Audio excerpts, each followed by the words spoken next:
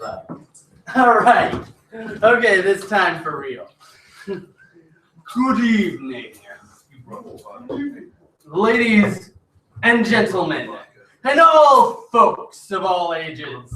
Step right up to the hippest, pumpkiniest place this side of the South Hills. In the marrow of the organic bones behind the spinal column, just past the cranium, in the soul of Eugene, Oregon, I am James Otter, your host and chain-smoking overlord. Welcome to Page 2 Poetry at the Cush Cafe.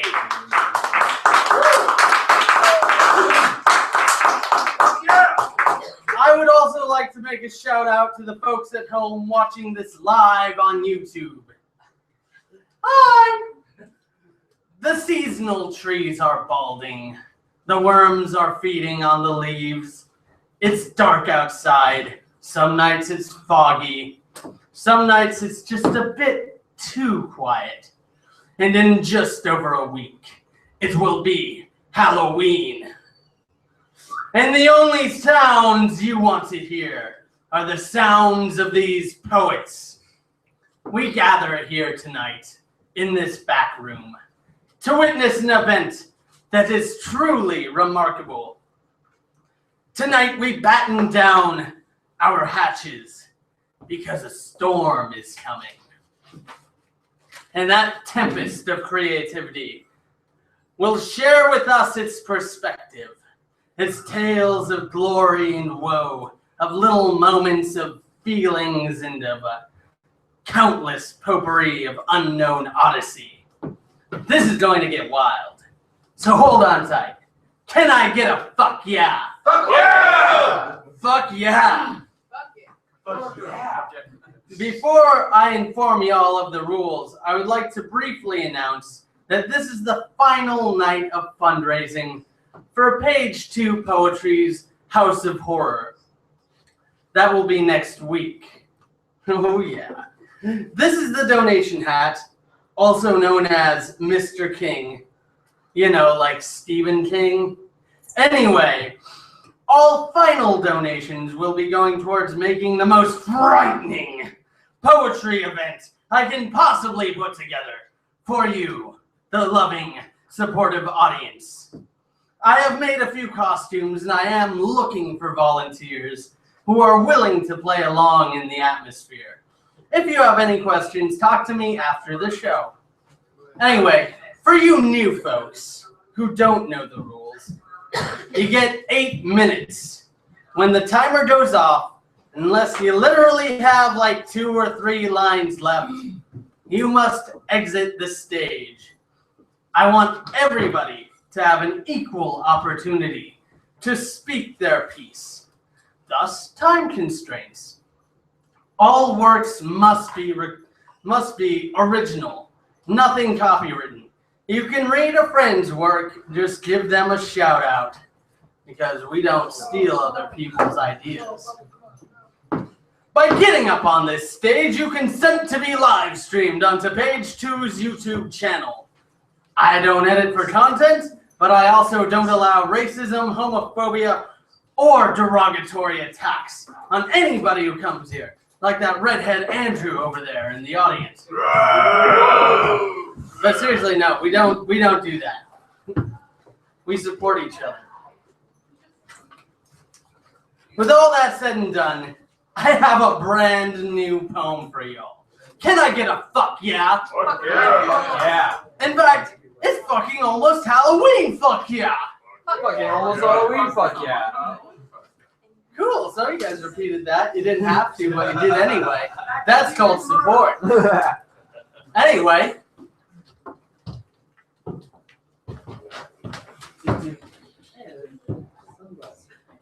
Where'd he go? I can't see.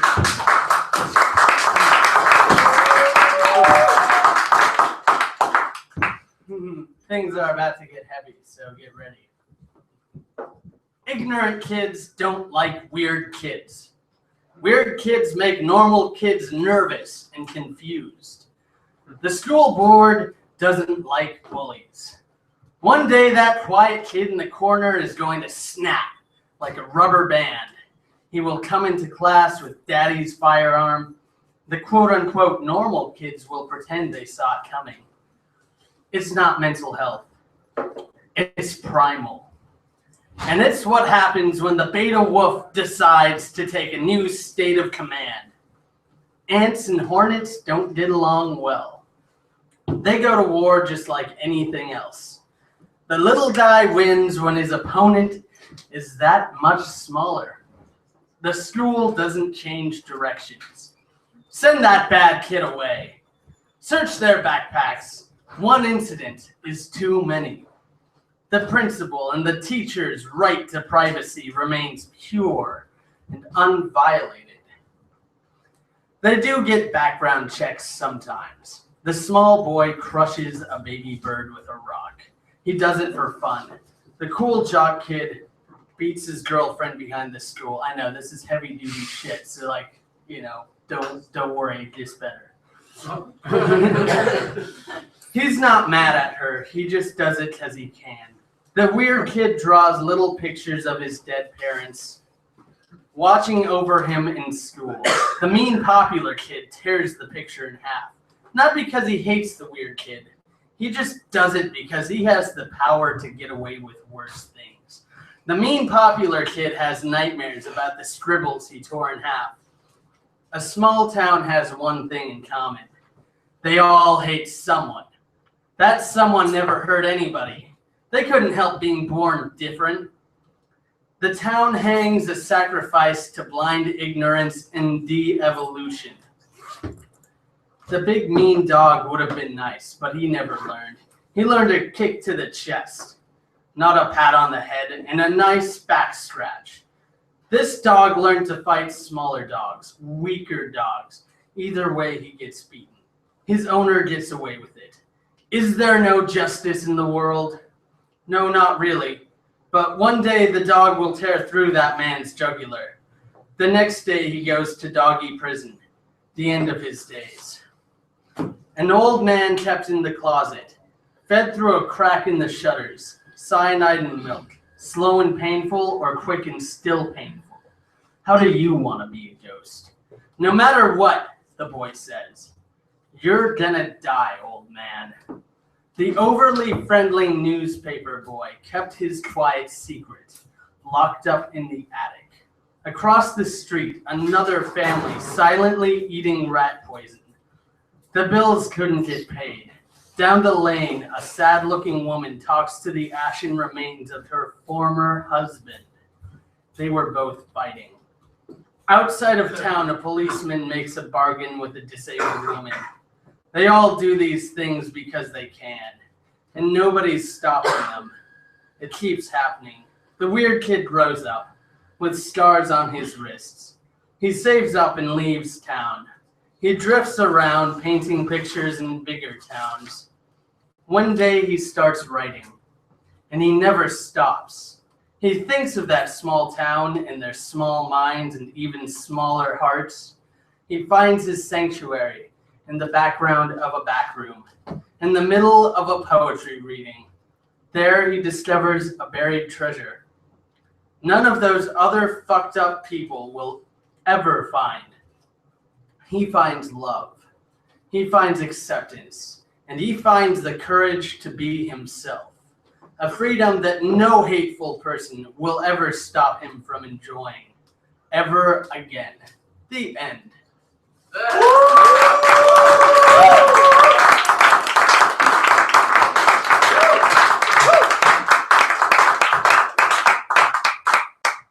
So for once, I actually didn't censor any of the messed up stuff. So, you know, try not to have nightmares tonight. Anyway, Andrew, it is your time to shine. Come on up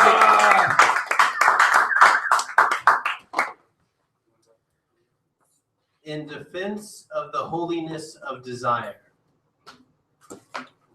Even in our dreams, our passions show themselves, and we burn as we get out of our beds.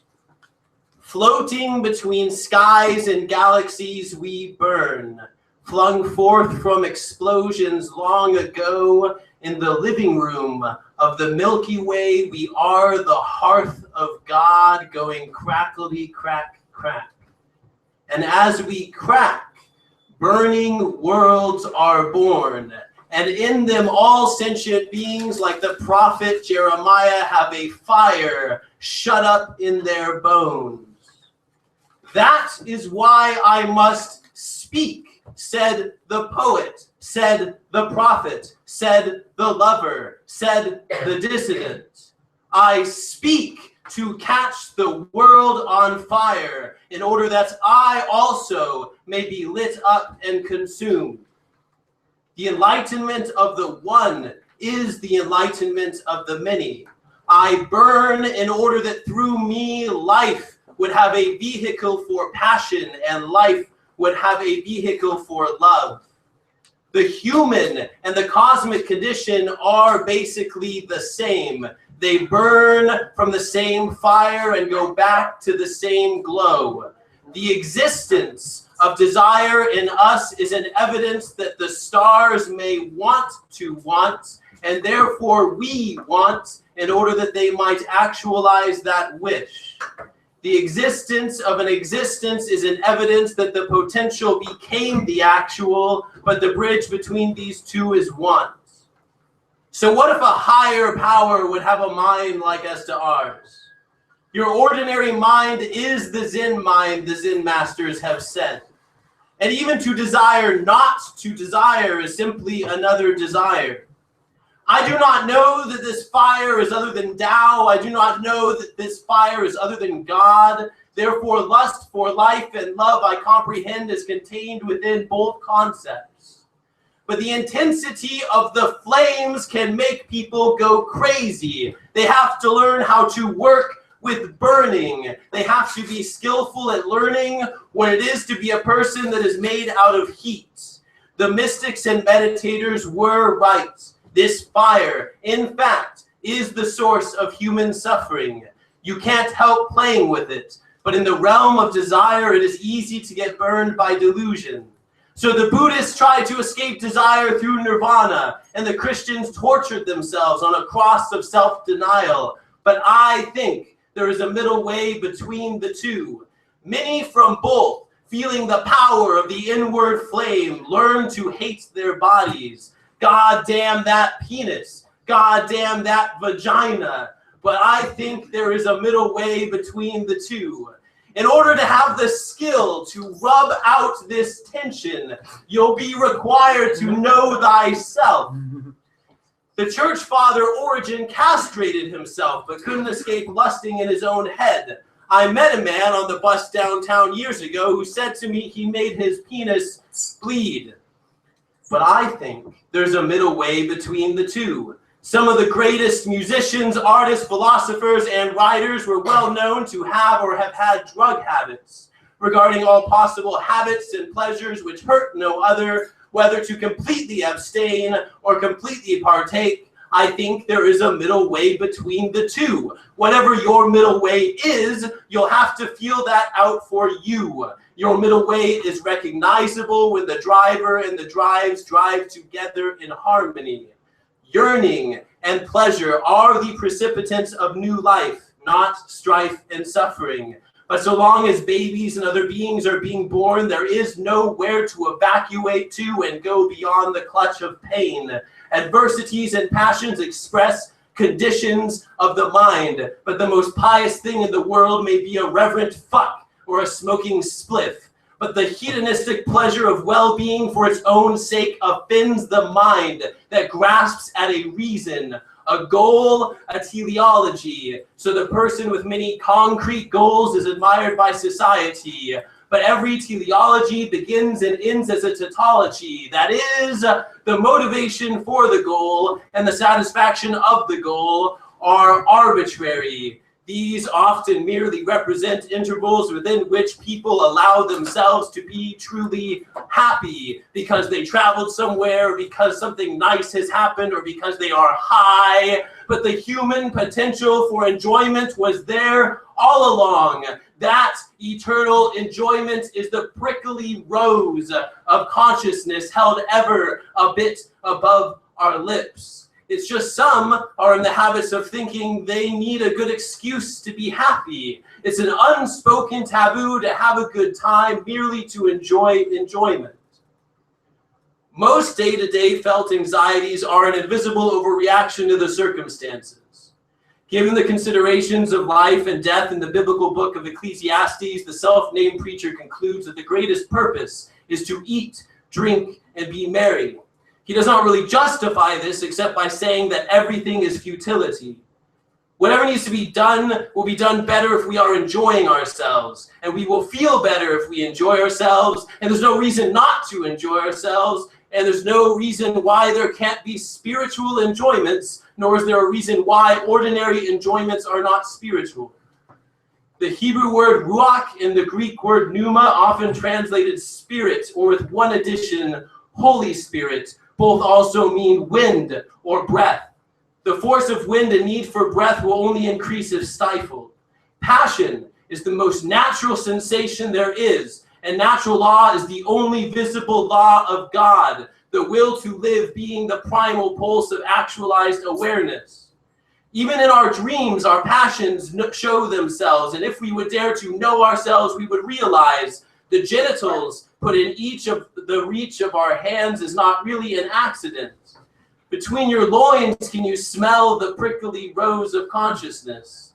Desire, more than the source of any sin or suffering, is the source of new life and new possibility. Thank you.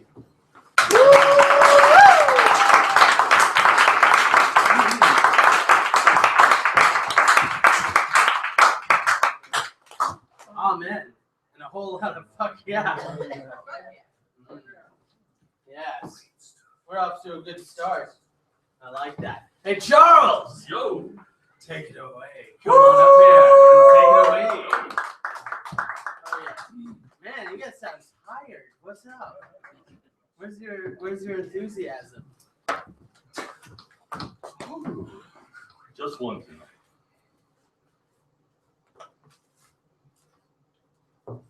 The flexing, flux, the in-between, the here and now, the seldom seen, the what was said, the what was meant, the price it cost for what was spent, the need to know what can't be told, the need to keep what you cannot hold, the fear so dear and held so near, what it takes for all our sakes, the thing not spoken, the golden token, given only freely, take only as needed. Love is a word. A universal vocabulary is elusive, or so I've heard. The science suggests otherwise. We should all become otherwise. Now is another word, a quite shy bird, repeated before a mirror enough times, we never hear in its song an echo. Don't, please. When we face all our mirrors of our days, like now, with the oft repeated words, the he said, she said, on this bed of time, the pillow talk sublime.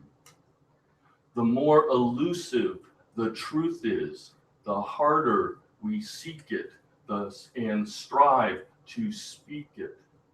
If you hide it, to find it, and stand behind it, to hold a mirror higher, stand a little taller, call to all a little clearer to hear her. Only in science are there false positives. Take a positive position on everything. Particles colliding is the divine experiment in the mind. At every point in time and space, we are universal. This is not a rehearsal unless you want it to be. End and begin fearlessly. Flex and flux, give and take, no mistake, no accidents, pick and choose, want and need. Actions can be used like words, but with a higher definition. Polished mirrors reflect clearer. Poets know it. So when the universe turns down your bed with its powers, place flowers and chocolates on your pillows. Be sure to say thank you. Make love to moments. It is all we have forever and now. Fuck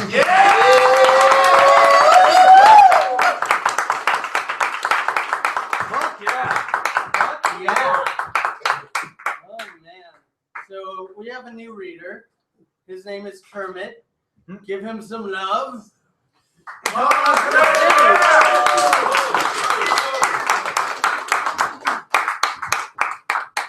we go. Don't need to stop Kermit. He is right here. Hey, that's perfect. I love it when that happens. Life's getting clearer. We will no longer result in crime. We've been suffering for so many years, doing time in our minds.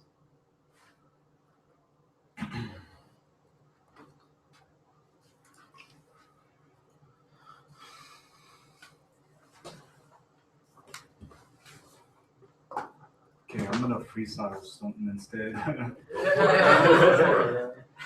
Okay. Come on. Eternal thoughts of the now. We be caught by the division. We're stuck in line in front of our mission. We see no end near and conquer all fears. The walls of our doubt confronting is here. The limits are bound, tied to the heavens. We see the end is near because of the lines of the message. We know the truth has been told, divided and stolen, but all things be revealing, as nothing is known. The infinite well of existence from the pit of the unknown is the creation of all that is seen, and it's our hands that do mold.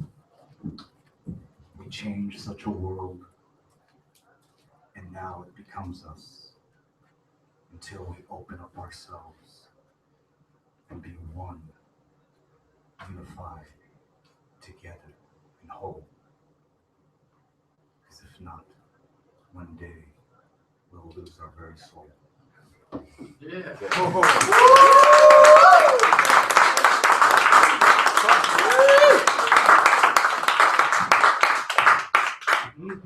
Fuck yeah. Thank you, Kermit. And welcome. I hope you come back next week. Oh, man.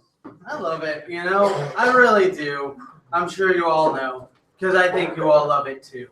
Am I right? Fuck yeah. Fuck yeah. Fuck yeah. So where is Jesse? Are you back here? Are you around here? Jesse! I heard him say coming. He's coming. Oh yes, next week is the House of Horrors. That's right.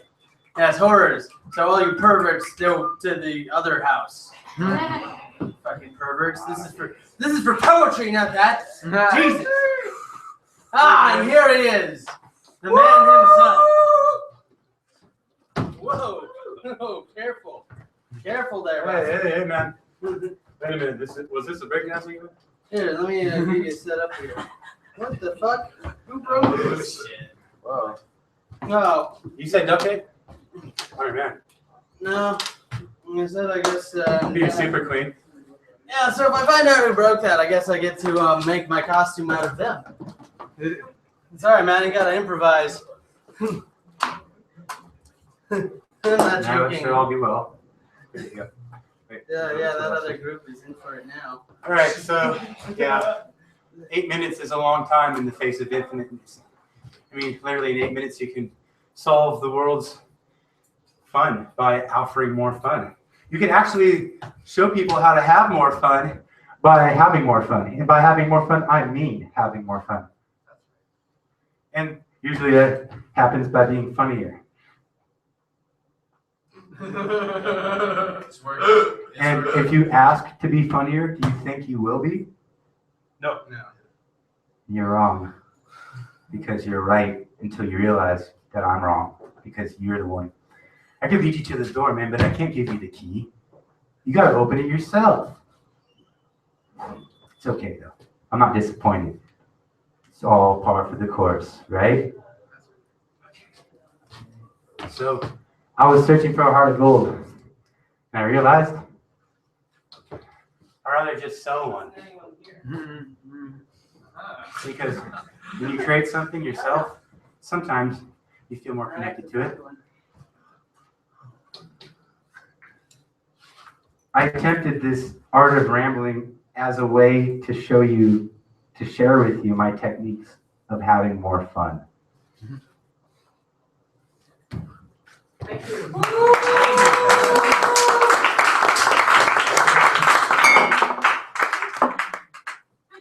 That wasn't funny. Yeah, so who here thinks poetry's fucking awesome? This None of you guys broke this thing. No. So it must have been you? Is that what you're saying? No, that's not what I'm saying at all. But I am saying that it kind of changes things. It's like, oh, let me adjust the mic for you. Whoop, it's broken. Yeah, I guess. So what I think I might do for you people who are a little shorter is I'll just do this. All right, and just so y'all know, this has an on and off switch right on the front. Suddenly it's like, oh, you can't hear me. Just remember, there's an on and off switch. Anyway, so our next poet is named Jacob. You all know him. You all know him. Come on up to the stage. Yeah, there we go. Keep clapping until your hands go down.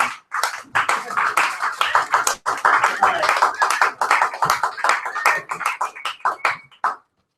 It works right here. Well, if it works for you, it works for you. But if it doesn't, you know.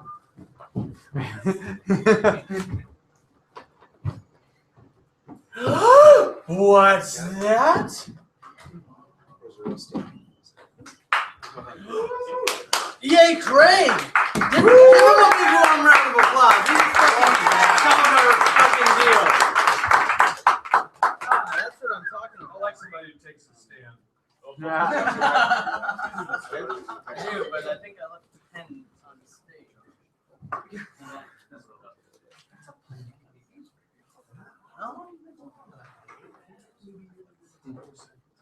Alright. My mom's on the internet. Maybe, probably not though.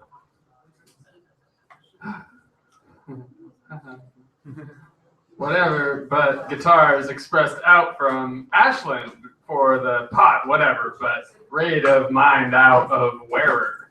Mourn mental telepath, like imaginary telepathy, mourn on quizzes to assess nice high human allure, the mourn joim to above re-whips on habitual happy gooder joyimer, mourn born today's tiding. Mourn like electalyses, eat and bury mourn. Mirat killjoy myself. Cool like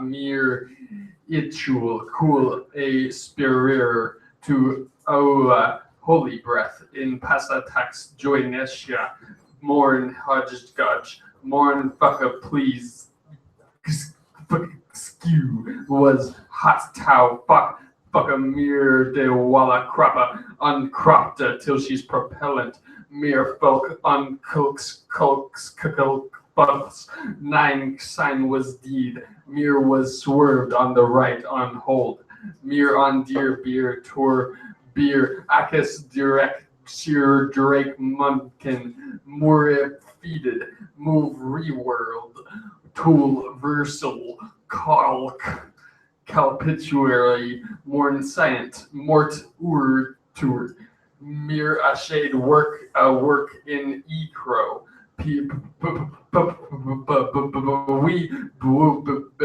bus bill guy high gutter fucker 3 Nigerian gutter sex 3D mira in teatro in diadament in the universal mind Xeer flex the pucks the room poured. She ever feel that I was the key to Treya and ko key to hanga aka Kyoto Korea mea akawa te tahi mau taime a ka I tever out put like Kauta ki Rinier nai ki tai home kapu me giver ya right Tona Haren Noah share associating K freedom base in she extent Adagava gather plate not by running around and scrambling and breaking out of the pocketbook. My little slut, what were you doing? The writing find a lane and delivery are done. To the third down and 2 they push. To the bottom you didn't have that aspect of the passing in the last 2 weeks. And even if you don't complete it, put the thoughtaries in the defenses. Someone else you'd like quest in pace for receiver's game or acive again passed on the dress with the office because it was like what 15th okay looked like meat decks wigged seal ur shadow mere cripple Joyce Davon ximehete tino pau awe etoku auta tenye kau te aha I rave planes some ha pretose intense tech 160 lobind sirenia tenju kapul ad niakoko named it brul on the office about the few that were just like the ones of a lot special appealer guys breaks it's really popular style right now. I originally bought the beast but I became it has it because that part is it was really nice ribs somebody else you like kicking thorax reworked into eco vessel planetary thorax cyclical rewoven thorag frog mercy prime calls into porm lup kur cave pentropo morotarota te mea I te mea e karea anaki ke hakoyanga ki hai the office about the few that were just like this one a lot other special so smooth and so easy just really cheap triag realizes the full because I extend 160 Lubin diffusion he bought it for somebody else you'd like oh I just caught on to what you said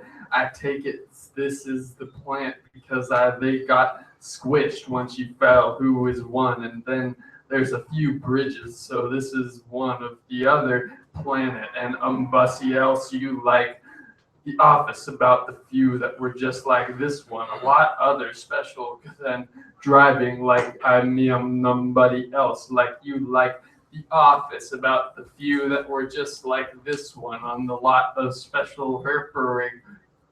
Cut it and say whatever you can and don't let it all go to shit. I just drive up gunned out that it's playing for beautiful and I need more space and a variety of that. It really sucks that the variable answer killing pick and what it's Calliopeldaj in Kakakt Siran Turan Nan Ula Keke and Ranula iPhone, how diabetes, fucking anything you can imagine, joints in good for hair dry, everything you grows everywhere. I cannot.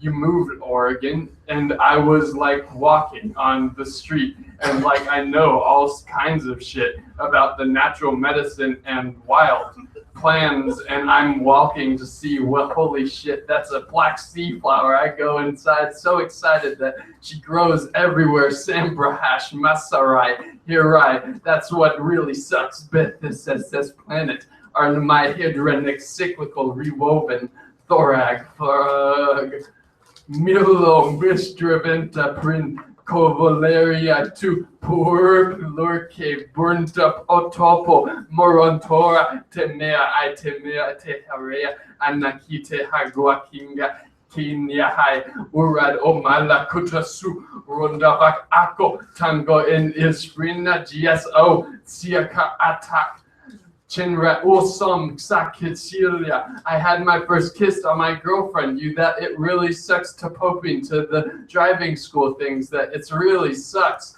I Hyde Park forgot Connors. That it really sucks to America. Eleanor Roosevelt. That it really sucks. That it really sucks to Mansion.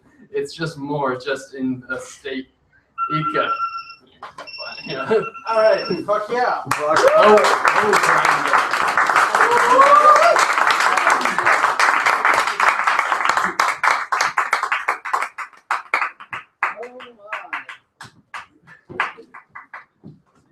This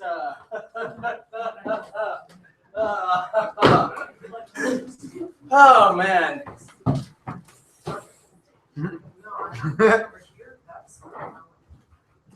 There we go. All right. Thank you, Jacob. Oh, yes. The power of silence. Seriously, it's a powerful force. You know? Because without it, you wouldn't hear anything. Anyway, hey, Jed! Also known as Argent.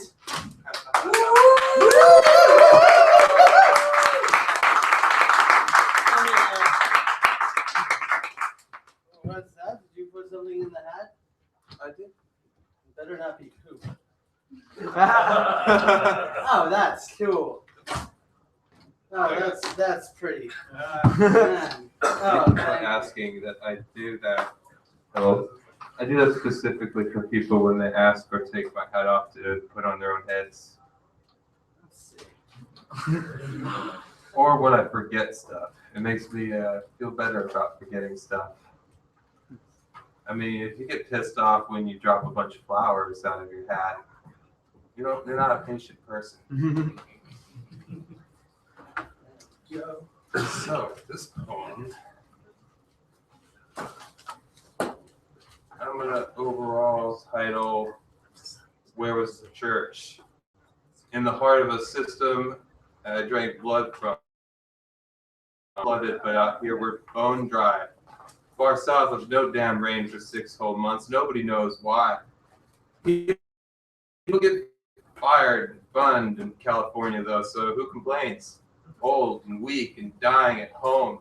At least the one what they say they do won't seek the heart of the cyclone going with flow. Caught up in spin, staying in that loop. Let the scoop take them into the eye of the oops. No brain, no story. Who's got that bottled water? How shameful to need some. Ought to ship over the border. And then again, one friend of mine already doing it says his waterless car wash is weighing in hard, wearing thin.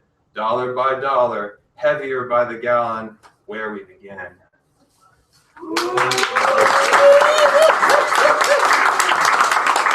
I thought the city would eat me alive, and it did. I wear my blue Ezekiel t-shirt outside, thinking Jonah was not being labeled properly or able to. Mouth wide open, I can make it through the mall without scratching himself on the teeth. I try to take the bus through Height and Go. I tried to make it through Chinatown. This week you say you're going to Chico. That's farther away than I've managed to do on these feet. If you weren't, where could we go? Suggest Reno. Or take that turn at Albuquerque for me. Ain't gonna hurt more than Oakland without you was going to anyway. Middle of May. It might have been in a million years, but what do matinee men and women like you outside of pop songs know about the end of time? Or what we will then be able to do until 9 or 10. Actually order and enjoy 2 beers with somebody who calls back. Our life, our spectacle, our sport. Not for all the love on earth would I mind for loving to lay it right down on earth. But there's so much damn love under heaven these days, I wonder what the hell mine's ever been worth. Hope's made it worse. I sell it to afford soap. Brush my teeth. Forget why. Think of iron filings. Stuff I can actually say. Aftershave ain't fooling anyone. Arms are not painted on. These books I can't carry that far. No more than for my weightlifting, my shape-shifting, readjusting hooks to hang charms on. I keep one end of the day blue. 24 hours at last, I promise you. I keep 2 weeks full of crackers in a room without coleslaw instead and LSD or finding discount wares kept in the way of what you wanted to be here. You didn't know the difference between the simplest thing. You just ignored. This week you say you're going to Chico. We're catching up in Oregon, get another lemonade. Maybe there's no place either of us have to go. A parenthetical we could be, don't let time and place waste what both those two mean to me. My pain is not scenery, and my background is not a story. Have they good greenery in Chico? Maybe next year in Puerto Rico. Let me know when you do. If you weren't, though, where could we go?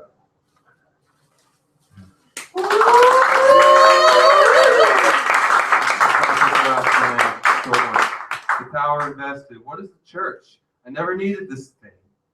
A body as a temple, shoddy kept, built with gopher timber, condemned offhand, seen standing next to yon range station. Marriage can be made here to man or woman. You take this man, I do. Do you take this woman? I do. Good enough. Raise the pedestals, and all else is too small to access again, but down here's the sacred thing. Stripped down to shirt and pants and ring. Fireworks explode beneath the bridge. Freedom sings for 15 minutes before they threw it in jail. And love already did it right, and did it right already well, and was cut off from the garden by the edge of the hot light. Souls ashamed of the blinding pop heat. Death left and felt by all, and why we are here today. Let us bid farewell. Remember him who recalls the posture in an easy chair, the concentration of eyes on painting his mural, ash scrawled hot on rock. It will wash off, but we will remember to light candles under the sink for his wife, wander the streets in droves for protection. Know one another well and remember them, they that walk with you. Ow.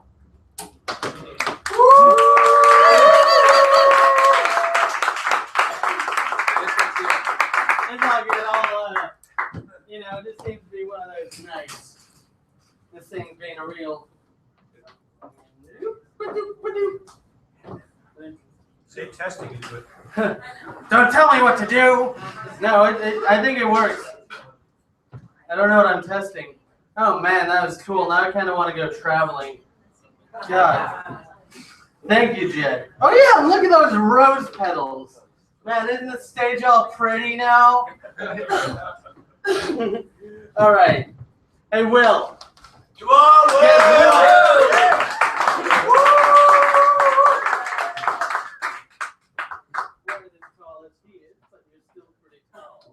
So if someone can produce a guitar by the time I finish this poem, you guys get a song.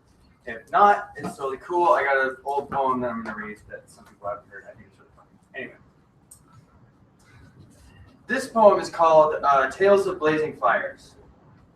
Oh, feel better, Bridget? On a side note. The sun is shining through trees. The time is almost upon thee for seas candies. The disappearing bees come with the changing leaves. Autumn upon us. Winter is still coming. The beat keeps drumming. The tune still humming, buzzing, shoving, just thrumming along. Every now and then we bang the gong to make ourselves think we're playing a song, a symphony, an orchestra, playing with fuck yeah. With no melody, nothing that grabs me or moves me or sates me, really just berates me. Something devilishly stirs inside of me, voices, choices, random noises in the night of silence broken for a second by unknown force. To live with no remorse comes with proper recourse. Duality, dueling, always need more fire fueling and trying to find a balance between new and old schooling, bearing scars from the tooling, and I caught the world drooling. You sing forevermore against the four horsemen, of course. Four horsemen, of course, man. The source then compiled of light and space rocks to put your socks on backwards in the morning because you're so damn tired. The fires blaze in eastern layers, ghostly footsteps whisper down spiral stairs. Those two lines have sat on my tongue for several days, and nothing has really changed. The fires still rage, the footsteps whisper with no one there, but my heart jumps and head turns every time.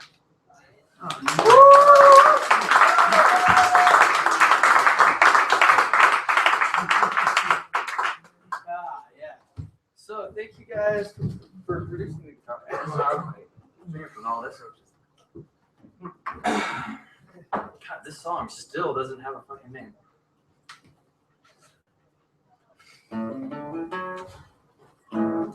Ooh. Ooh, is it not? It's not tuned, is it? Shit. There is one spot left. There we go. This is a cool song, isn't it? Well, congratulations. Wow, this is bad. I may not get this in. Do you have another poem? Well, yeah, I got the point. Yeah, I'll just read the quote. Me too. I'll take everything. Oh no, it's all gonna fall under the edits. It's okay. I'll just read the quote. All right. Sorry, I wrote this a while ago. It's really short. Twitter. What the fuck is Twitter? It's made me a bit of a bitter critter, cause holy shit on a shitter. There is a lot of fucking bullshit on Twitter. Tweets, tweeting, thoughts fleeting, dipping your hands in shit as if you were eating. Makers of Twitter, what were you conceiving? I suppose it doesn't matter much. The results are as such. Social media has become a soapbox for the wicked and a crutch for the good. Fuck, I forgot the whole poem. It's okay.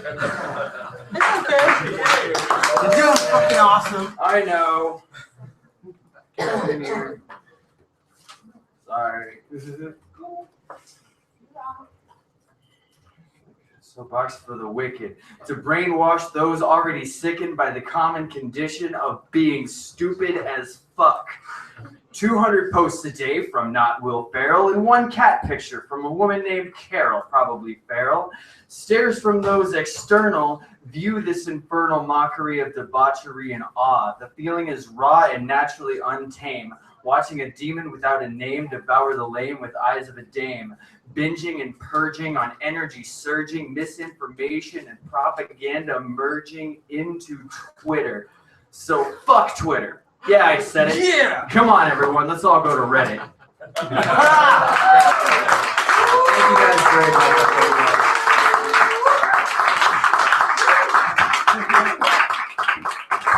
Oh yeah. Hey, thank you too. That was a lovely song you did play. Thank you. I'll make sure to not play it next week. Yes. Yes. Oh man, I do love that Twitter poem. Man, that's so funny. Yeah, fuck Twitter. Hey everyone, you guys like Twitter? Fuck Twitter. Fuck Twitter. 2, 3. Fuck Twitter. Oh yeah, Tumblr too. Yeah, kind of. That's some addictive shit. Anyway, we have another new poet. Her name's Whoopi. So give us some love.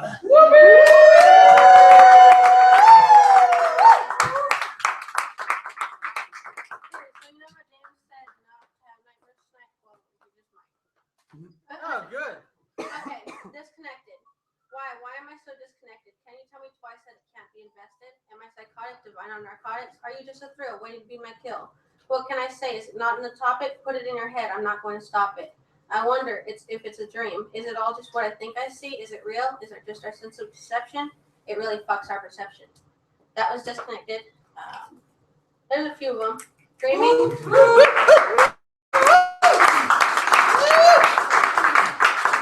Dreaming. Thoughtless remarks made in plotting your course. Looking at time for a little.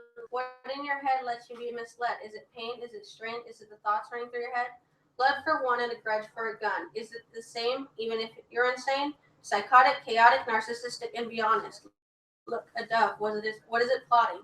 Hey, now it's a stray. It's no longer dismay. If it's all just a dream, where is the scene? Just think, is it me? Is it the way I perceive? Maybe, just maybe, it's all a big theme. Okay.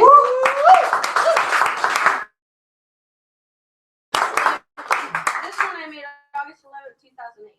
Dreams of simple suicide. Dreams of simple suicide running through my psychopathic memory. Dying in remorse, trying to find a course. Bleeding sadistic manic rapture, crying crimson tears of sinful regret. Playing songs repeatedly, masking and marking a diamond set trio of bloody lullabies. Paint your sounds, cut decaying flesh of the undead. Cut your skin off your bones, biting your nails one by one. You mask demons hiding inside you. Ripping and tearing. Filled purity. Bleeding life ripping open right before your eyes. You take a breath and your limbs go numb. Once you see it, your lungs fill with blood. Our diamond set trio of bloody lullabies spit out painful scenes of horrid nightmares. Dicing thin pieces of your heart, peeling you apart. Plain black pistols drive bullets through my skull, waiting to die. Now we're all dead, no life ahead. All of us misled on a God he had bled. Forgotten I had no reason nor a chance to be met. Our simple dreams of suicide are all in our head. Oh,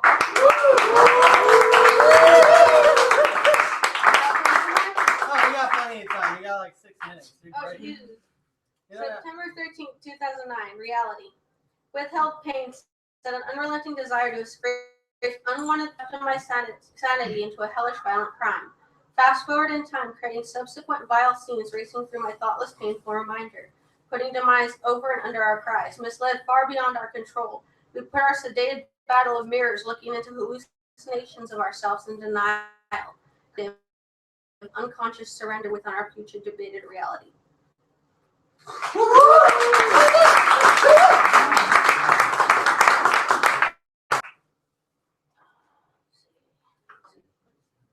Drug-filled purity. This one's a long one, Jesus. In the age of loneliness, your heart will drop like 1,000 shards of unkempt redemption, ravaging severed razor blades. Take it in your hand, feel it. It's inevitable. You're alone now. Ripping and tearing your lacerated drug-filled purity. It's there, your unrelenting desire to trap dripping embers of fate into a bottle which in turn will strain in blood's rain. Your fate is nothing but a violent plague reality, spilling your thoughts into rough various items of luminous generations and screams and things of limitless reminders of tranquility. Burning fire and eliminating direction to the limitless reminder of what is reality. Remains what is true, right in the eyes of your beholder, and indemnity. The 3 words that spell out danger on all its unrelenting signs of dismay. Fate is true within a limitless control of anger spilling dismay. Truth, love, and hate, all one deriving from another. You see, love is hate. It can only cannot love without fear. You're scared, but on the through the derived ominous relationships. Thoughts of sanity driving a stake into the arms of your beloved, a sign that neither I nor 1,000 soaring souls could escape the tributing reminders of what is life. One more.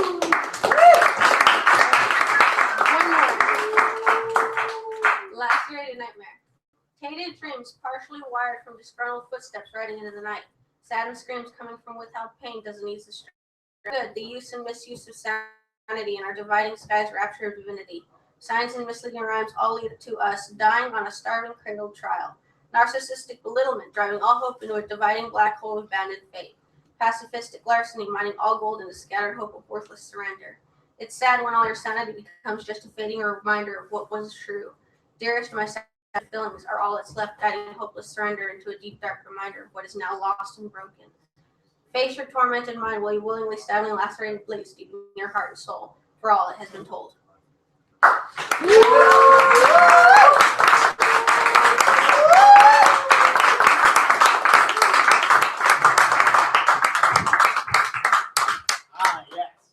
Yes, fuel the nightmares. Hey, thank you. I hope you come back next week too.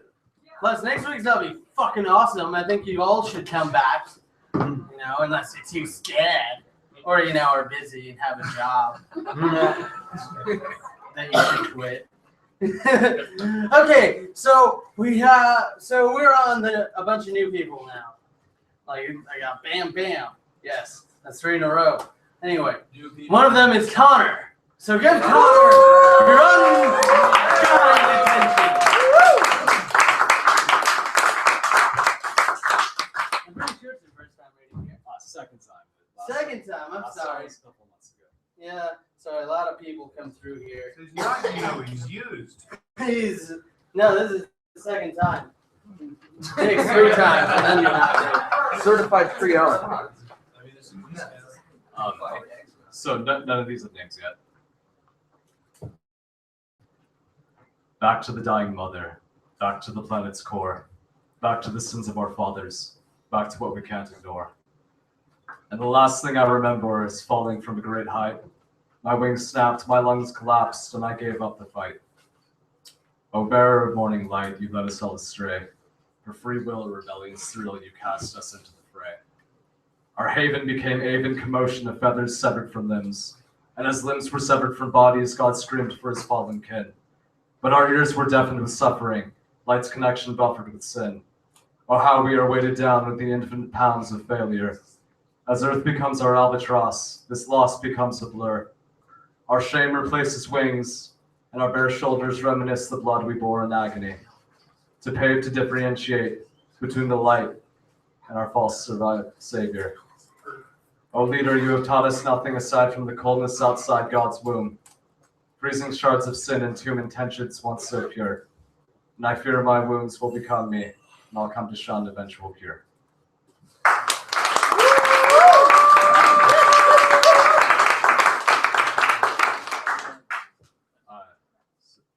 This one is about more hyper-individualized societies, a lot like ours, a lot like most found in the Western world, and some of the social fallouts that we experience as we kind of ignore our emotional needs and gravitate more into the masculine.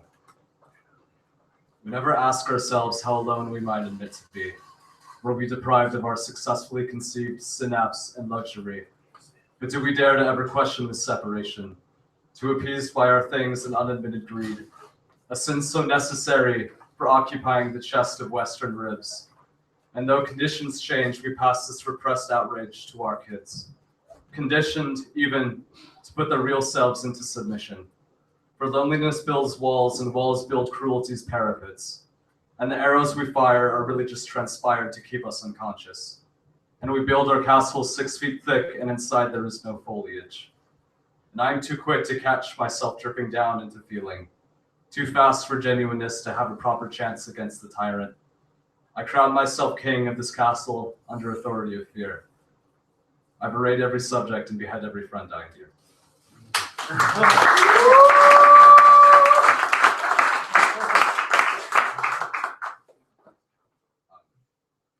This is about kind of the downfall of the Western mind and all the things that we've generationally repressed into the subconscious, and how that's eventually going to bite us in the ass. And then you can see it kind of emerging in the shamanic communities and developing here.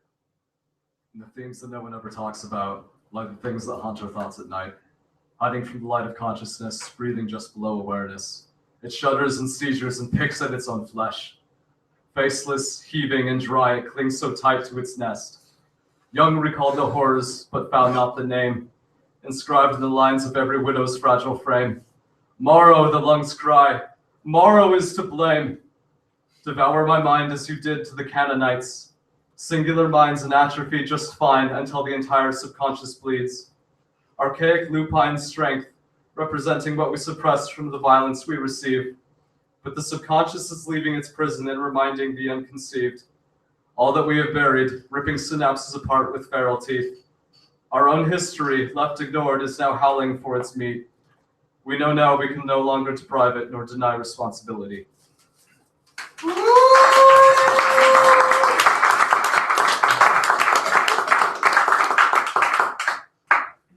last one. You took me away from my friends when I was 7. You took me away, told me to stay, and I began to disassociate.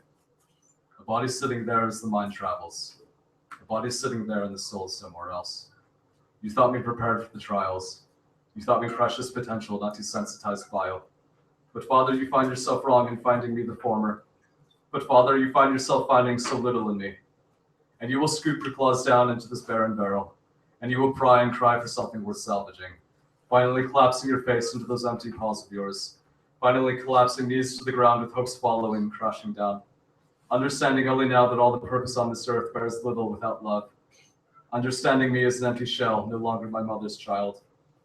Metatron, I cast away your embrace and breast today. Set I may have stayed had there been anything left. Your empty shell, not a bullet casing, but a heart erased of vessels. But your cause still nestles in the care of our consciousness, and the apex of my solar plexus aches for failure's ultimatum. But to bear my barren stomach and to pour out my guts can never be enough to appease our selfless cause complexities. Satoshi, I am so sorry. Mother, you must find the words to forgive me.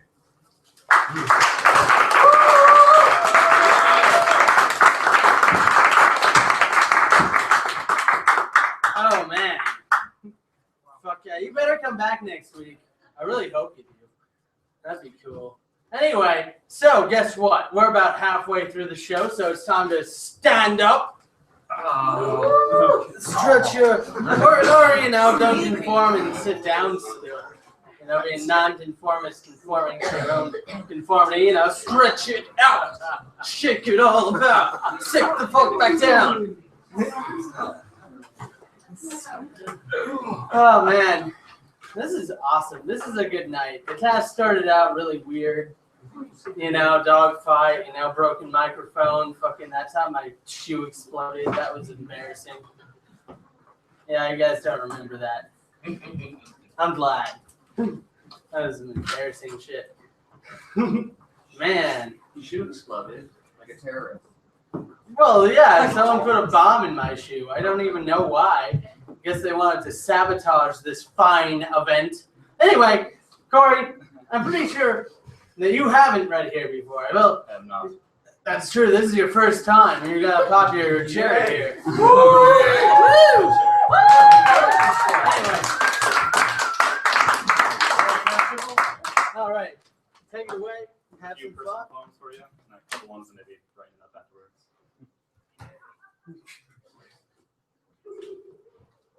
I sat silently, listening to the serenades of Earth's sighs. The wind washed over me, vehement but gentle. The smell of new rain, a change from a summer of strain, choreographed from desire and the choice of pain. A familiar feeling fills me when I fight the affliction. However, I succumb to the twinge in my throat, the biting, burning salt in my eyes. It buckles me. I unhinge and unravel, revealing my inner self. My hedonistic, nihilistic, narcissistic, weak self. I'm driven deeper into defenseless destruction. I'm naked, nearing what I hope rehabilitation. I've been torn asunder. I commit to the consumption. Severed and broken, I can't fight the realization, drowning in dismay. It was doubt holding me back. Abhorrent anxiety, angst allocated my self-chastisement. Regretful reliance, dependence kept me repressed. Gasping for air, the release overwhelms me. As calm returns, I'm revitalized until absolution. I now tower my decrepit, cowering shadow.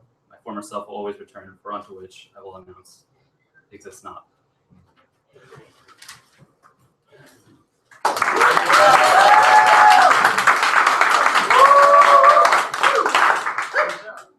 one's untitled. Today I was waiting for you. Truth is, I can't forgive you. A phone call doesn't justify your absence, but I'll applaud your performance. The letter from prison had me convinced and wrote you back at my conscious dissent. Is the meth your only friend? Could your children contend? Part of me appreciated your brief visits. The rest of me shouted fictitious. You should have stayed gone. Today you lost a son.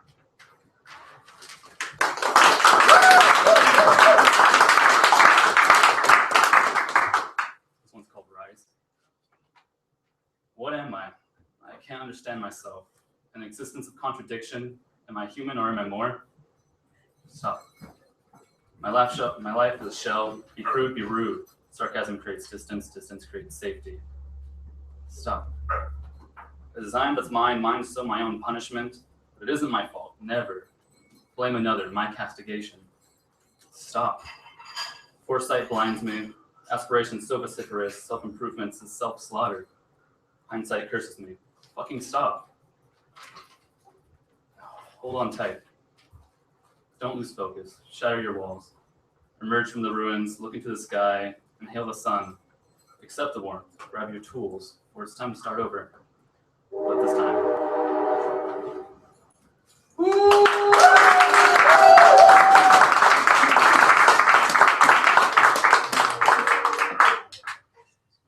This one is too much of one thing. Too much of one thing is our partial potential. Our lack of understanding is our failing credential. A species full of pride, knowledge, and empathy, yet fear drives us to martyrdom and zealotry. When will fear of the unknown be replaced? When will our ignorance be finally faced? Politicians decide lives upon disagreement. Parties led by money and biased fulfillment. Religions praise the love of the neighbor, yet is an excuse for misplaced anger. Race is subjugated to class and judgment, or hate is driven by media indulgence. Our roots is what makes us. Our ultimate boon, our peripherals, are what makes us bloom. Consuming in the darkness of our petals, wasting the chance of the conceivable. It's time we open. It's time to let the light in. It's a time for a garden and a time rid of sin.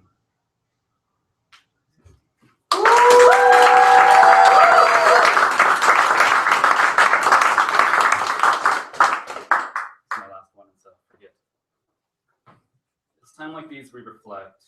We sun at the sky, it's overcast. We fought earlier today. I forgot why.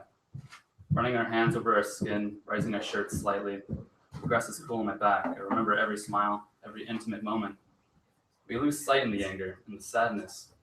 We don't need to say anything. We know what is thought. I'm sorry. Our palms and fingers contrast the air, warming us. No kissing, no hugging, just watching each other. No forced smiling. We find peace and quiet. We forgot how to say I love you without words. When we fight, walk with me to this field. Let's not say a word, and let's forget.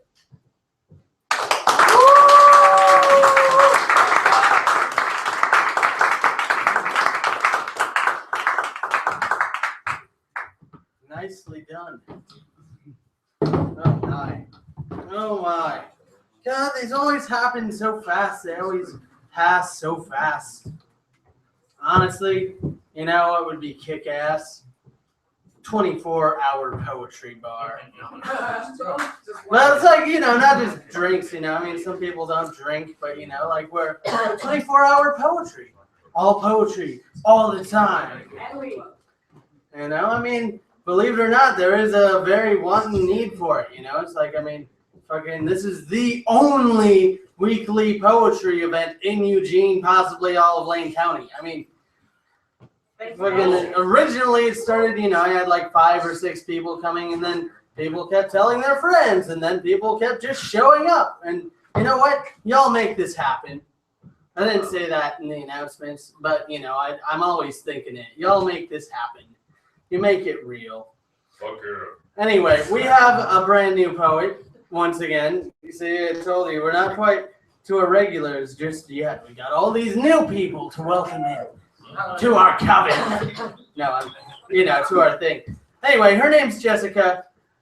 Give her your ears. Are you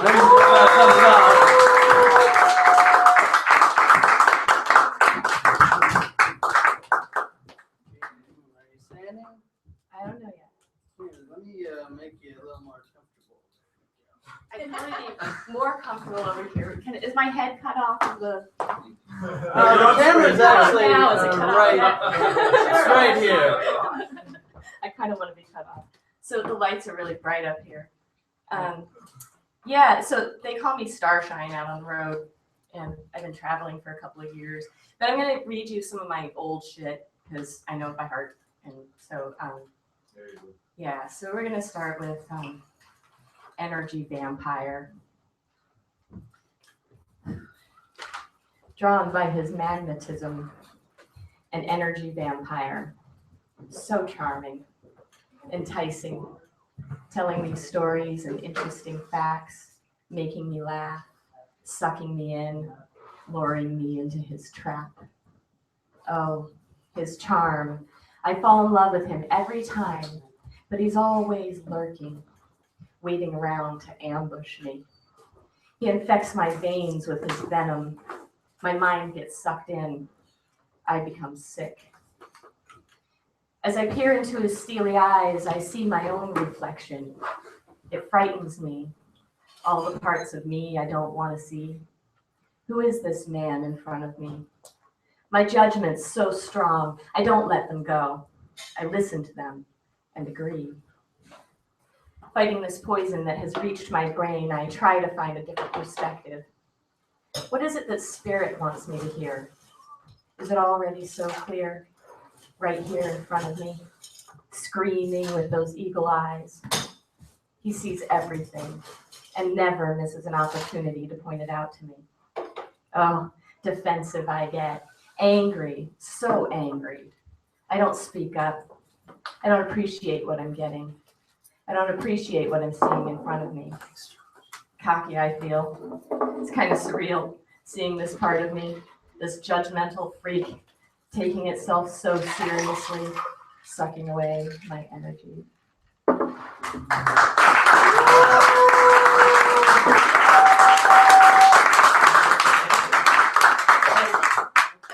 so this next one, my friend a couple of years ago challenged me to write a poem based on a word we looked up randomly in the Urban Dictionary. And the term was rusty trombone. I don't know if any of you this was no easy task. I had a really hard time in the beginning. But this is what I came up with.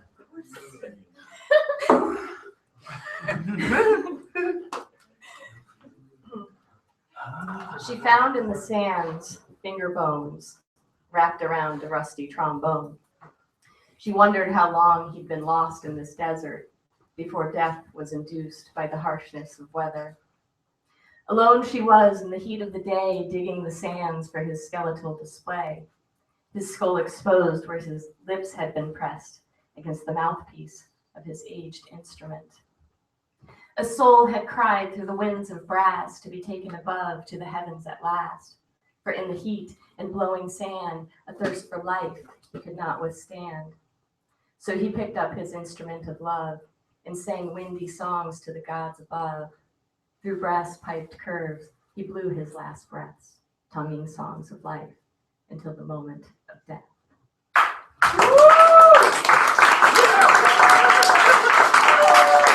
it's all in there. If you listen carefully. Okay, this is the last one I'm going to do. And I've been on the road for a couple of years, went on this epic journey, and I ended up in New Orleans for a while, and I met an artist there, and he paid me to write a poem for him, and that he could hand out with his artwork and to potential clients, and he paid me $100. Oh my God. Right? So it's called Deliverance of the Castaways. And it goes like this. Some call it destruction or debris, but he can see potentiality as his mind sculpts the wreckage into artful peace. Of disaster is born new life in personalities, uniquely crafted by his hands. Through the brush, he paints his visions. With fragments, he sculpts strange objects who dare to impersonate the song and dance of life. His art, like the phoenix, rises from the panels collected from tempest wrath, and the figures who emerge stand strong as masters of survival who have come together as one, as if to say to those souls who understand, look at us and what we have become.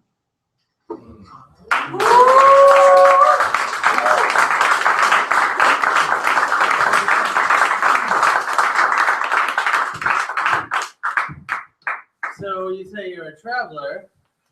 Are you a local traveler, or are you just passing through? I'm now just passing through. I started from Eugene, left 2 years ago, and this is my first trip back.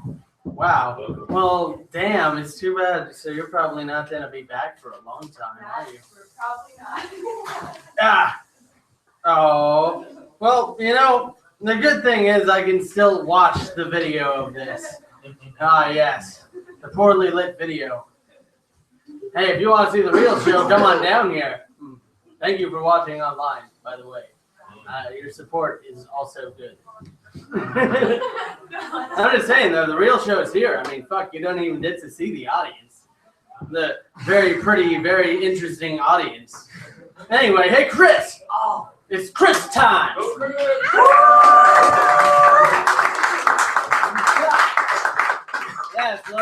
Yes, I'll lull all of you into a false sense of security before randomly calling you up.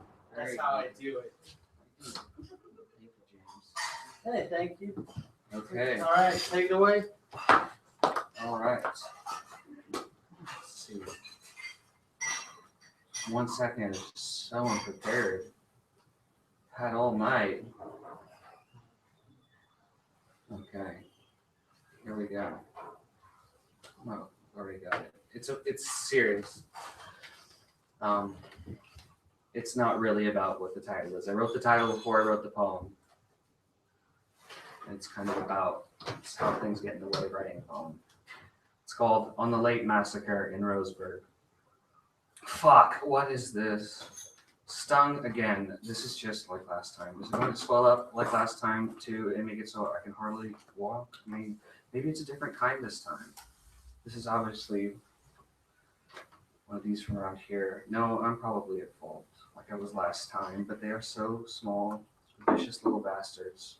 Their business of necessity, I grant, places them well out of my line of sight. If I'm looking straight ahead and walking, I'd have to hang my head from here on out to make sure that in the future I don't step on a bee when I'm barefoot.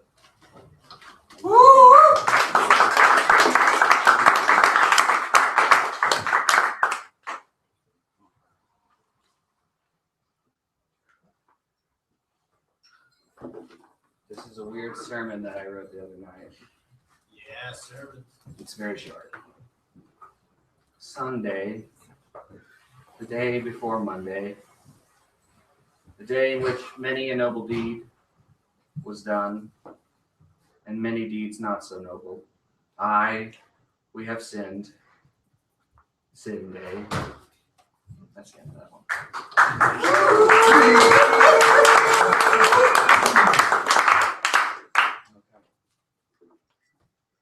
And then they're all very short nights. And here's one about writing in winter. It's along the theme of being depressing. Writing in winter. Inspiration, too cold. Just put me down. Aim the rifle and forget the rules that say not to shoot important things that aren't entirely past the point of no rebound, and not to shoot any human beings.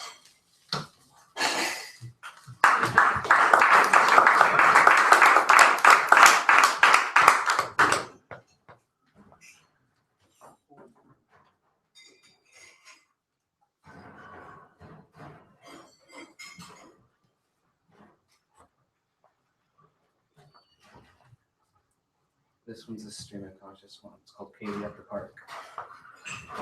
I was depressed this day. To get rid of the hypos, I went to the park. I was going to do a crossword puzzle, but instead I drew a sketch of this girl, and I wrote some verse, and when she finished meditating, she was sitting like this for at least an hour and a half. She was there when I got there.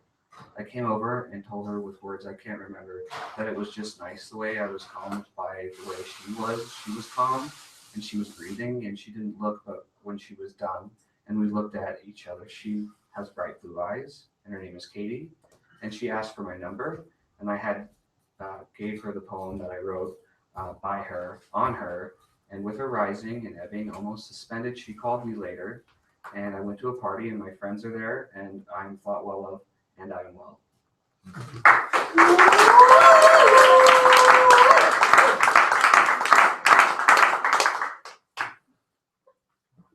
Here's one about me in my room. Inside and outside, I hear the cars scraping against the road, and their engines, respirations, near and peak, spray and disperse with the grace of the sea. Cars.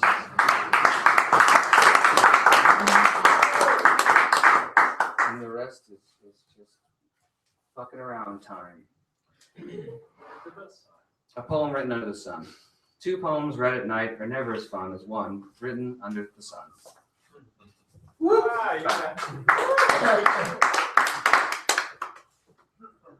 What a million squirrels couldn't think to do, he did easily. He kept all the acorns in a safe. Okay,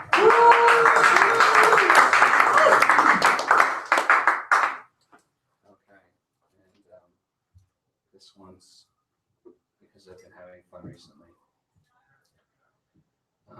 It's kind of like a haiku, in the spirit of a haiku.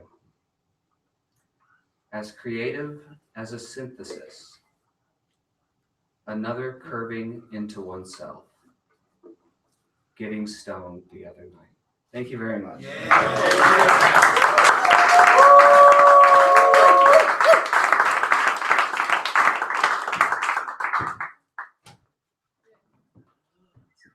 Oh yes. Oh yes. Oh, I like Sin Day. I'm gonna start calling it that because sometimes it's not sunny on Sunday either. Never mind. Look, sinning is fun. I mean, if we weren't supposed, some rules are made to be broken. Don't sin. And I'm like, don't tell me what to do. I think I'm gonna sin a bunch. We're all going to. And they're like, you're going to hell. And I'm like, yeah, well, I don't have money to afford tickets to Michigan. Seriously, I think it's in Michigan. Either that or Minnesota, but there is a hell in America. Montana. Is it Montana? Yeah, hell, Montana. What were they thinking? Yeah, come visit us. It's a gimmick town. Anyway, hey, Zach! Zach, where are you? Are you outside? Zach!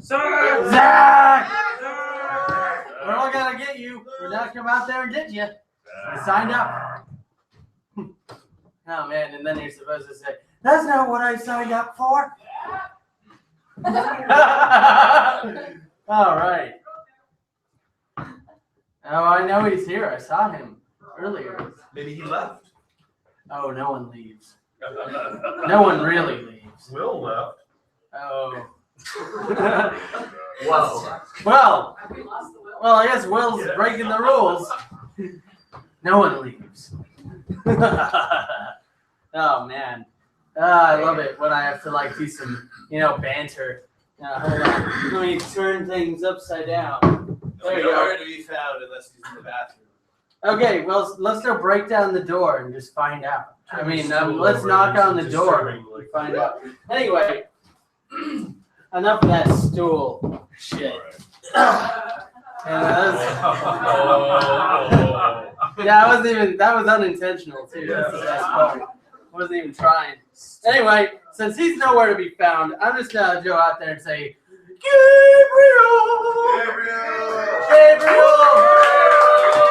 Rise! Yes. Where's Gabriel? He's taking his time. I don't just rush into these things. You don't want to have too much energy. Sorry, Gabriel, your time's up already. No, get the fuck out. No, I'm kidding. Take it away. Take it away. We love this guy. Come here. Oh man. See, that's how banter is done. Look at those rose petals on the floor here. That's so sweet. So I'm just gonna go out there and say I'm not feeling super well this evening. Like my stomach and my kind of like a headache sort of. Oh. And I was like in the parking lot actually outside of here, and I was like, am I gonna go in? Am I gonna go home? Am I feeling like, do I need to go home? And I was like, no, you should just go in anyway. So I'm here. I'm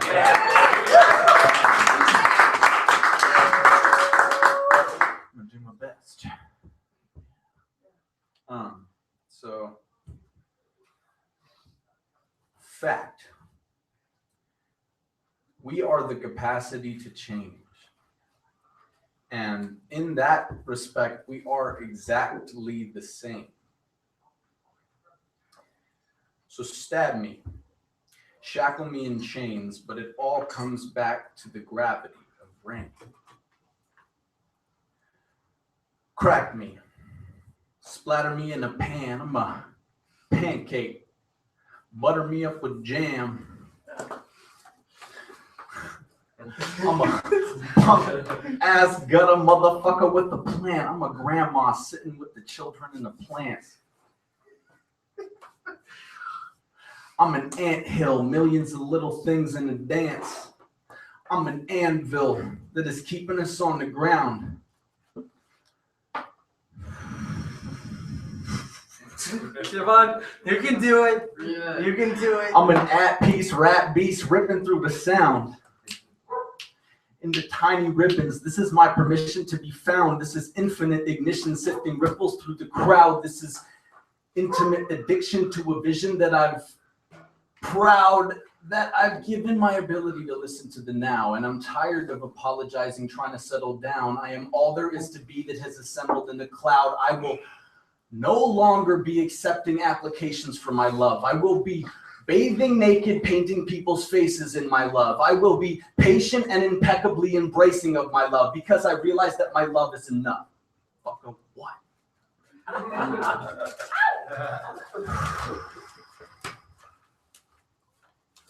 Do you have something to ask, something to say about my love? Do you have a problem with the certain way I live my love? Do you want me to be guilty or ashamed about my love? Do you want me to be different? If you do, then listen up. I am constantly evolving and changing with every breath. I am honestly involved with the process of the progress. I am actively engaging with the mazes of the quest, and I may not always solve them, but I swear I do my best. So to all the doubting haters, and especially myself, we are perfect. If we weren't, we would be somebody else.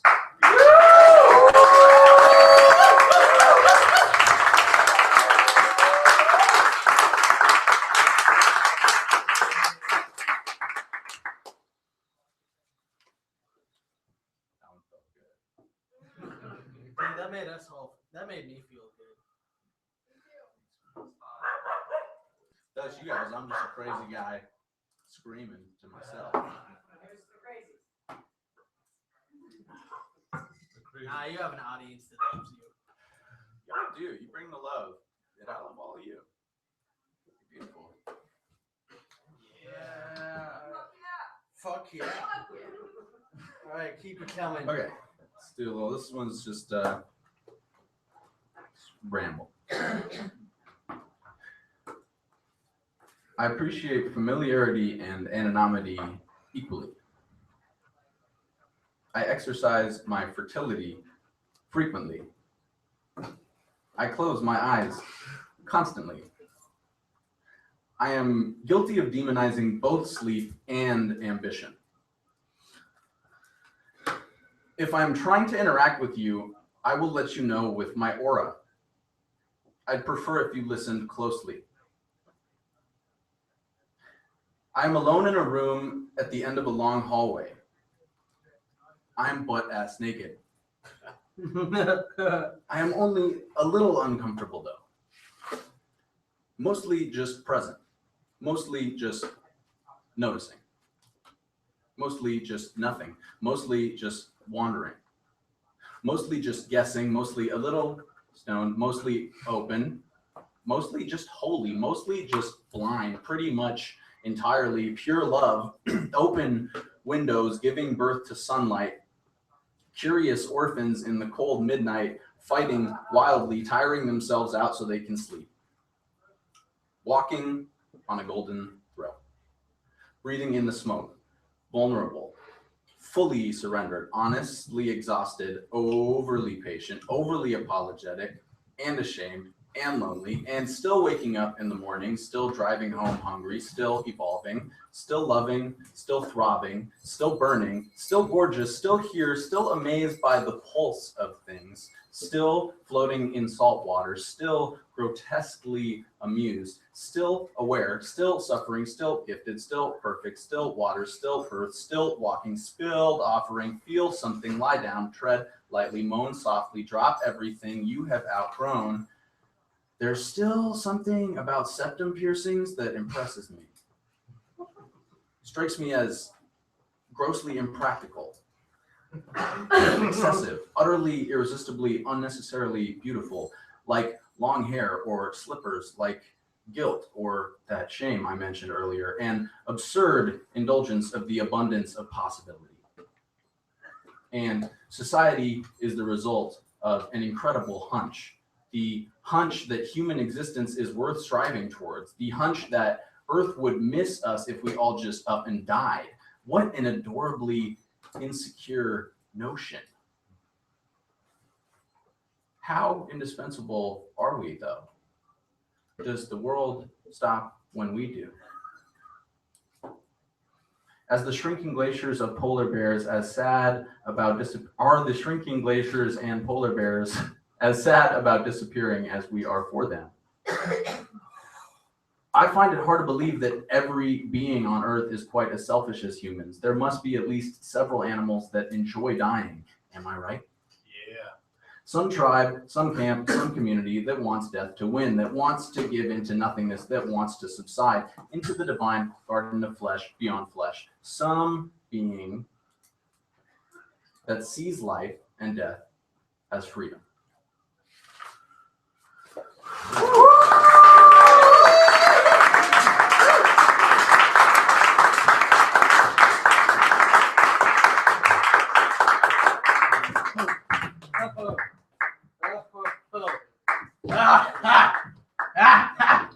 Oh, fuck yeah. Fuck yeah. Oh, man, that's a thinker. That is a thinker. I gotta talk about that with you later.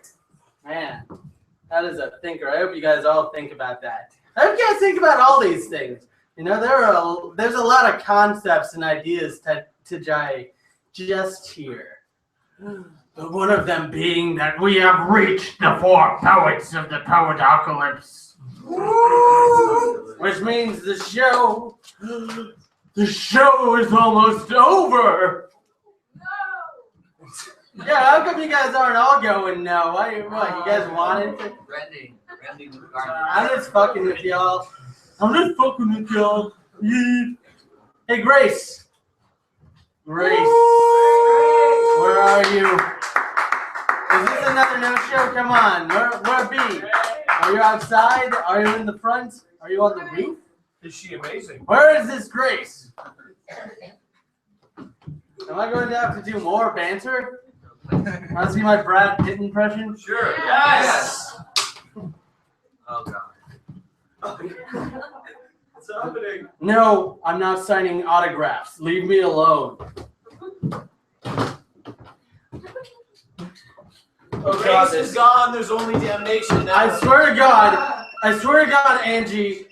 I swear to God, if you adopt any more children, we're not even gonna have any more rooms in our fucking 10-room mansion. Whose glasses are these? I can't see out of them for fucking shit. All right, so let's just be honest here. Now it's the three poets of the poetocalypse. Yeah. Yeah, no. People, if you're gonna sign up, fucking please don't be a no-show, you know. Tell me, oh, I don't want to perform, and I'll just cross you off the list. Don't make me wait, you know. I could wait forever, but you guys can't.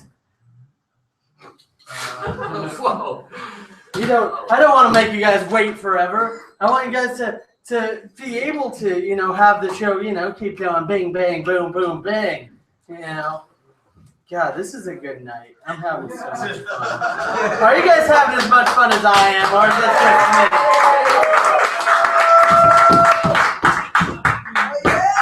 God, yeah, and are you tired of me bringing up that badass House of Horrors yet? Because it's only once a year. When is it going to be again? Next week. Next Tuesday. Yes. It's funny too because I'm only really advertising it on fucking Facebook and by word of mouth. Instead of word of hands, because I don't know sign language. I bet that was really offensive in sign language. Yes. Anyway, so I guess we have yet another new poet. And his name is Sage. Sage, come on up to the stage. Yes.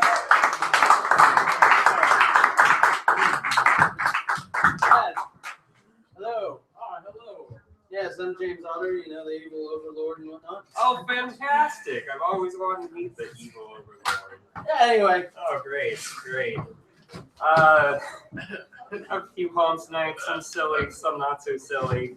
This first one's called Don't Fuck With Me. Into the microphone. Oh, Into the microphone. God, these robots.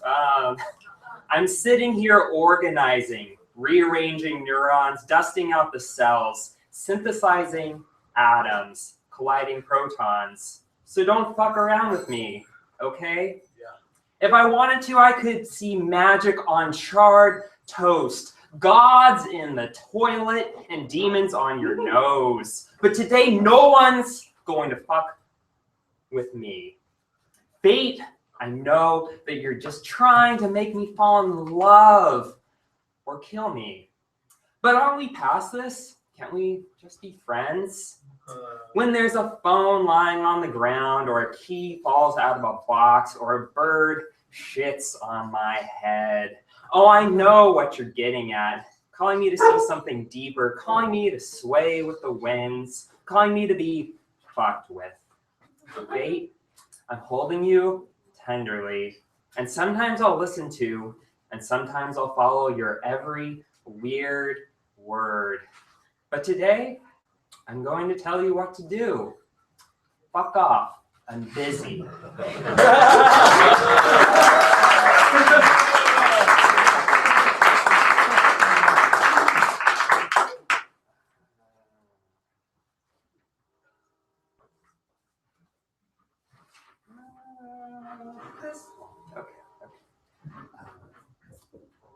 Child of light, you rode faster than the moon, outran her cycles and they became untrue, split off from rationale, and made love to the lush forests deep underground. Mama's worried. I just don't know what to do. Child of light, I can almost see you're becoming something so new. But don't you miss the moon? Mama's worried. I just don't know what to do. Look, I'll take you back to the moon. I'll find the forest deep underground. Wouldn't you be happier there? But Mama wouldn't have none of that. Said she wasn't ready. Said you weren't ready. Sent down a hurricane to swoop you away. You can't outrun this. There won't be nothing left except my memories of the possibilities of you.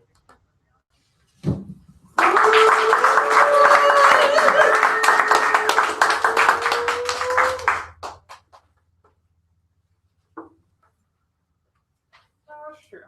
I don't think I've ever read this one in front of people. Awesome. Original. See, I don't even remember this poem, so you're in luck. And then a whirling, twirling idea smacked me in the face. I'm pulling a long black thread. I imagine at the end is a pink flamingo that will grant me one wish. I imagine at the end is beauty still upset at itself for a day that ended too soon. I imagine at the end is the end, and that's all. The whirling and twirling went away. I forgot about the thread that was now a tangled heap at my feet. Here we are again.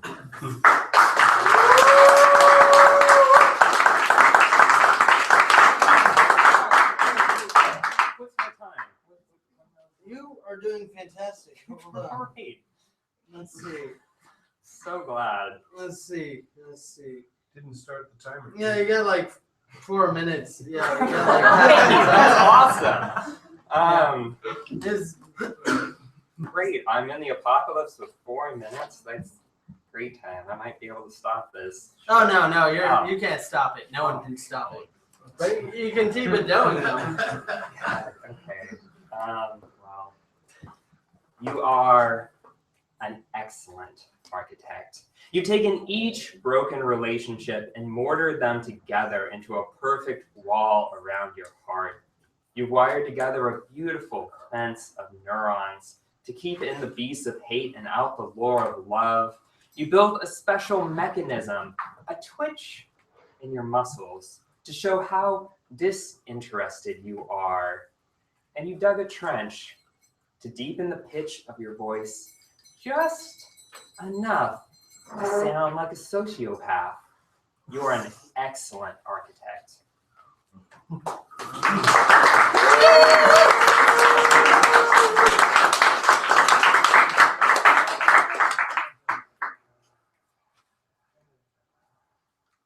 Oh yeah, okay.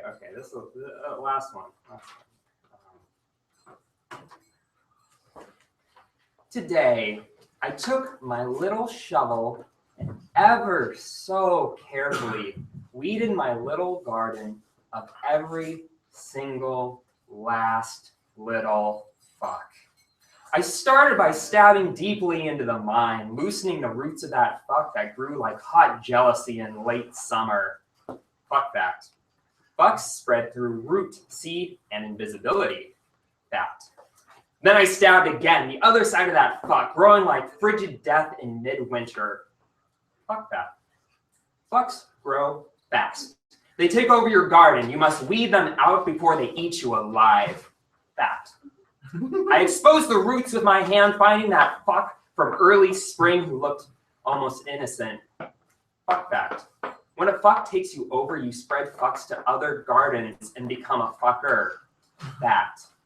And then I grabbed hold of the whole fuck. A scared demon in the fall. It screamed no as I pulled, and I threw that fuck in the fire before it could grab hold. Now, do you see any Now, do you see any fucks in my garden? None. I'm growing a crop of petunias this year, and I just don't give a fuck.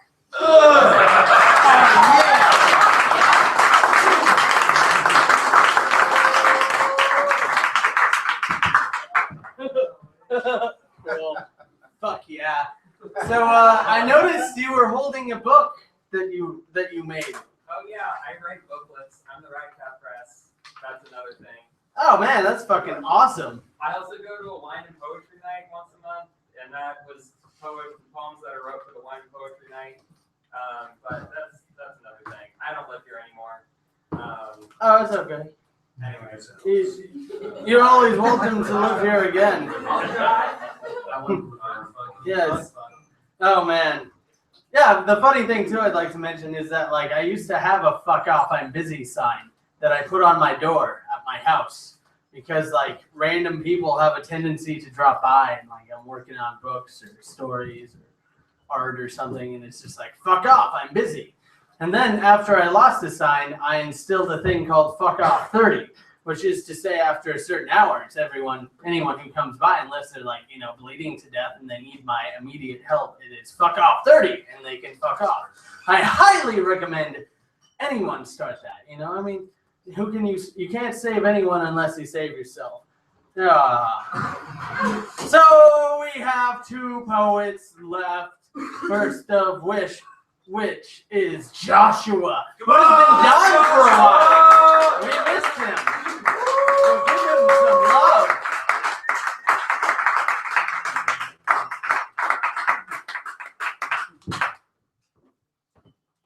Oh my.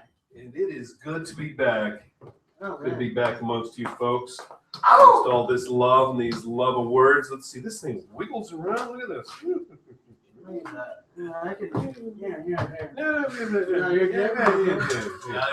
So I just got back from the City of Fallen Angels, Los Angeles, clearing out the cellar, and I found a stash of old poetry.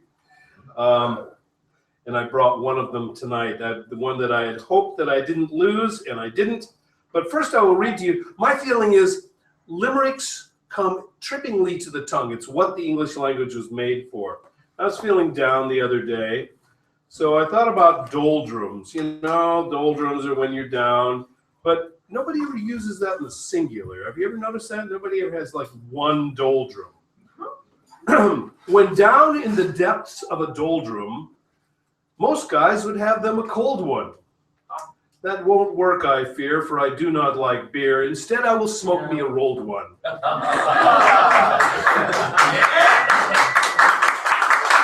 I would also, thank you. In 87?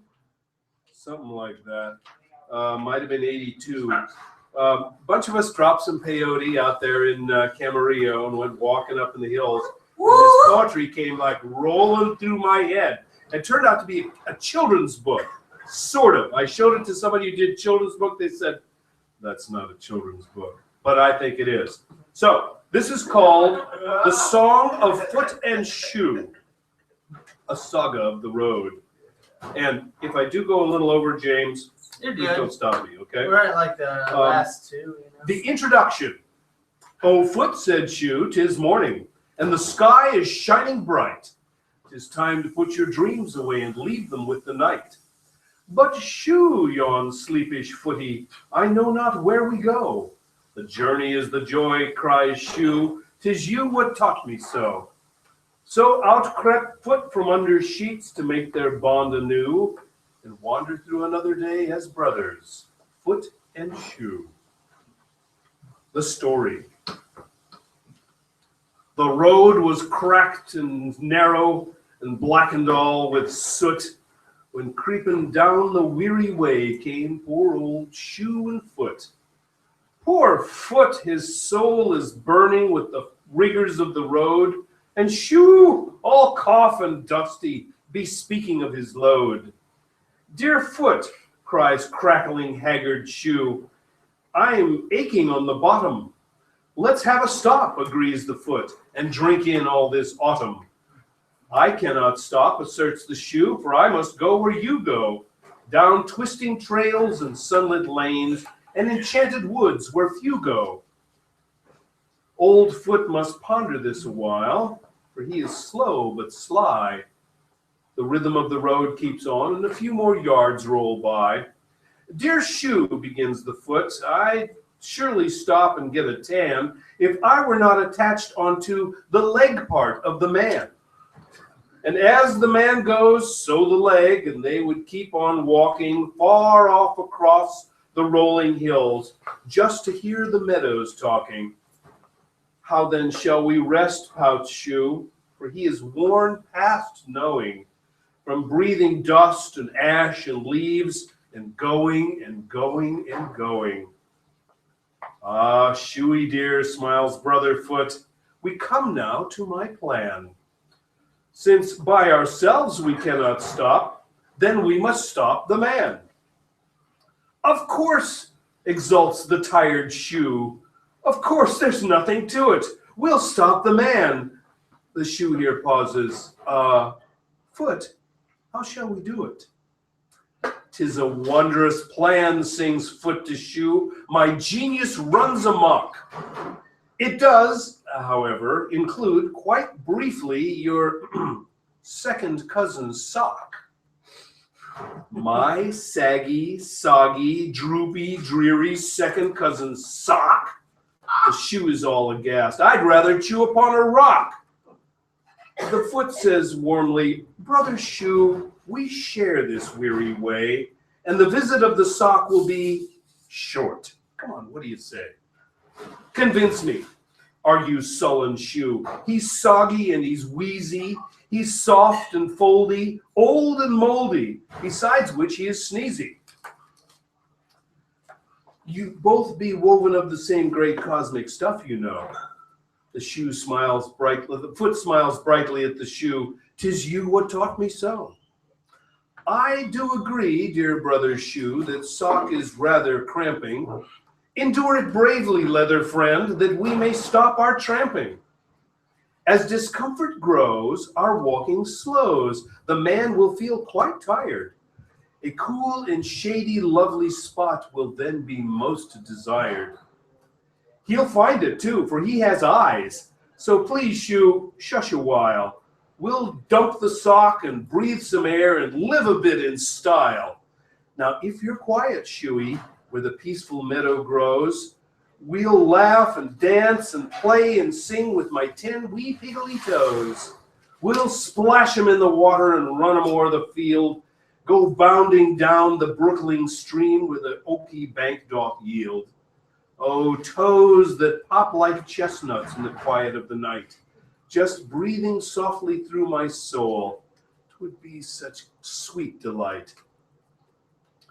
The shoe was awed when asked by Foot to stop or go. Which is it?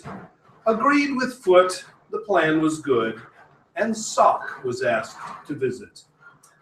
Then down sank Sock, that boring guest, with a soggy, soppy slither, and bored them both with vapid talk. Oh, how that Sock could dither! He spoke of pants and shirt and gloves and even underwear. This rambling on of fabric friends was more than shoe could bear. How interesting, grinned patient Foot. Now, shoe, be quiet. Just listen to this drippy talk and please don't start a riot. The shoe clamped down and you could cut the silence with a mop. But eventually the man, the Foot, and aching shoe did stop.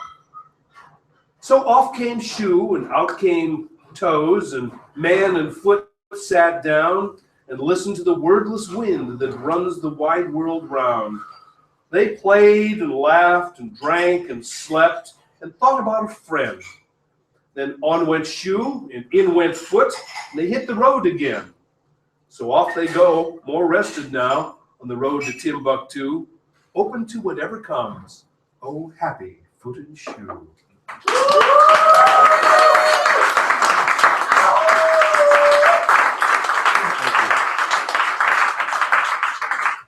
Oh man.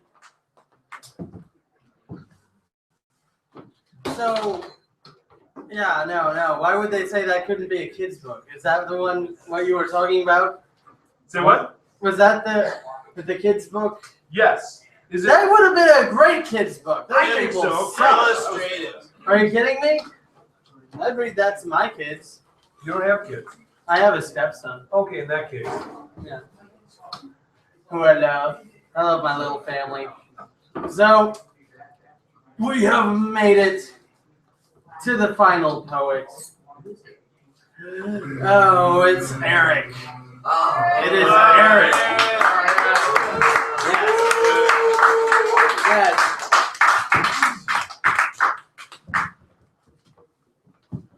Oh, wow. Love it when that works like that. Just doing some pre-poetry stretches. It's going to be pretty active tonight. I'm going to get this out of the way. Honestly, I didn't put a whole lot of work into this, so I'm hoping you guys will like it, so that way I'll never have to put any work into anything I do again. Yeah, thank you. So a lot of people ask me questions, you know, like, Eric, what are you doing in my home? Eric, have you ever been to Alaska? I haven't been to Alaska. This is actually a sweater for a band called Alaska. They're a French new wave reggae rhythm fusion band. Most known for their song "Des temps en temps, j'aime le fumer des cannabis." Huh? Yeah, that's right. Chris got it. But I was inspired to write a poem about Alaska. So here we go. Alaska, Alaska, northwest of Nebraska. Has anyone asked you, why are you here? If they did, they lack sense. You're the first line of defense against the godless communists. For far east is west near. You have so much to offer, our oily coffer.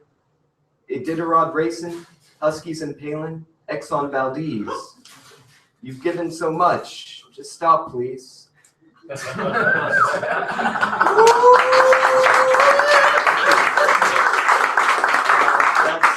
first part of the series about clothes that I'm wearing. So I hope you enjoy more next week. This next poem, it's a bit of a postmodern poem, you know, sort of like a barren wasteland postmodern. You know, some people say I don't really, you know, do poetry. Chris, I'm kidding. I'm just taking what he said out of context. Anyway, so this next poem, it's sort of postmodern. Because really I'm just trying to, you know, shatter your preconceived notions of poetry. You know, sort of like a spastic 12-year-old being beaten by an angry Irishman with a shillelagh as blunt as my similes. Here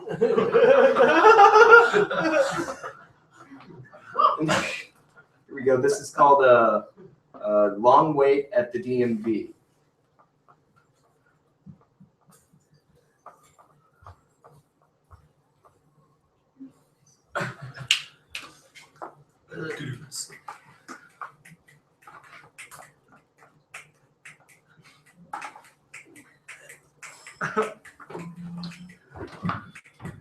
So is there like, you know, a poem gonna happen? Hey, I can heckle. Masterful. Master. You guys can, but I can't. There we go. My God. Thank you. We love this guy. Like sometimes, you know, poetries don't even know word. They don't even need words at all. You know. I mean, sometimes a poem can just be about nothing. I learned that from Jacob. Yeah. You. All right. So this is my final poem. This one's like sort of an actual poem that I wrote. It's a prequel, which is sort of weird because you haven't heard the main story yet, but I'm feeling a little avant-garde, so we'll be doing the prequel first tonight. This is called Welcome to Shell. With my resources depleted, my spirit nearly defeated, I am now elated, my life work is completed. The frail minds of LCC thought to make a fool of me by banning my wild experimentation. But now with dark glee, I complete summoning my most evil tortoise creation. Thunder crashes. With this potion, I set in motion the final triumph of science. Become cruelty, cast off humanity, and all other silly guises. Blood of Boltzmann, eye of Bill Nye, hair of Curie, ether of Einstein. Live and let science have its time. Hail Sagan! The monster twitches and begins plotting. He sees his first victim and begins plotting towards the scientist. Stop! I am a god, obey my rule! The tortoise retorted, die, fool.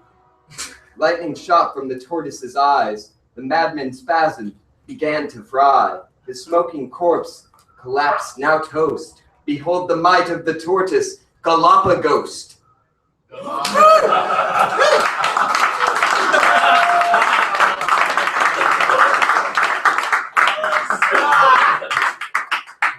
Oh my goodness. Oh my gracious. That was hilarious. That was beautiful and funny. Sorry for heckling your DMV wait. That's okay. I would have heckled it too. But you know, I mean, I only did that to do like one of my friends. I wouldn't do it to like a random person. That's kind of the whole, you know, other side of that. You know, it's like friends can fuck with each other. That's part of the fun of being friends. Anyway, so this night's poetry is concluded. Though I have been considering reading you guys a short story just as a special thing, because like it's almost Halloween. It's kind of lengthy though. That's the thing.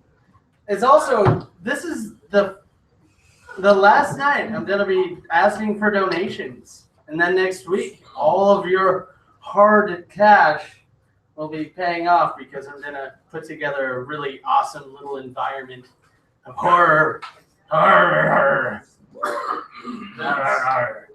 God, this has been a good night. So what? Would you guys like to hear this story? Fuck yeah. It's called Dry Rot.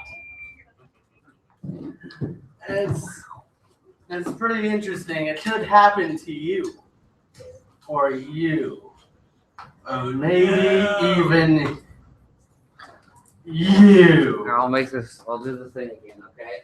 Thank you, Chris. You're welcome. Anyway, are you ready for this? Sweeping the floor. I decide it's best if I get in deep this time. I round up the stems and peel the linoleum tile. For some reason, my kitchen seems smaller. My floor appears warped. Could it be dry rot? Nope. I guess I didn't have any time to read that. Haha, not. I call my landlord. The next day, they send an expert to tear up the floors.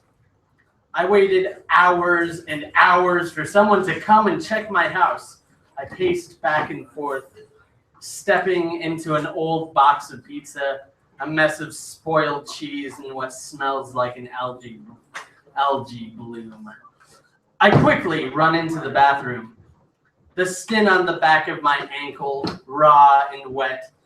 I turn on the water and it retches out of the bathtub spigot, a brown and ungodly color.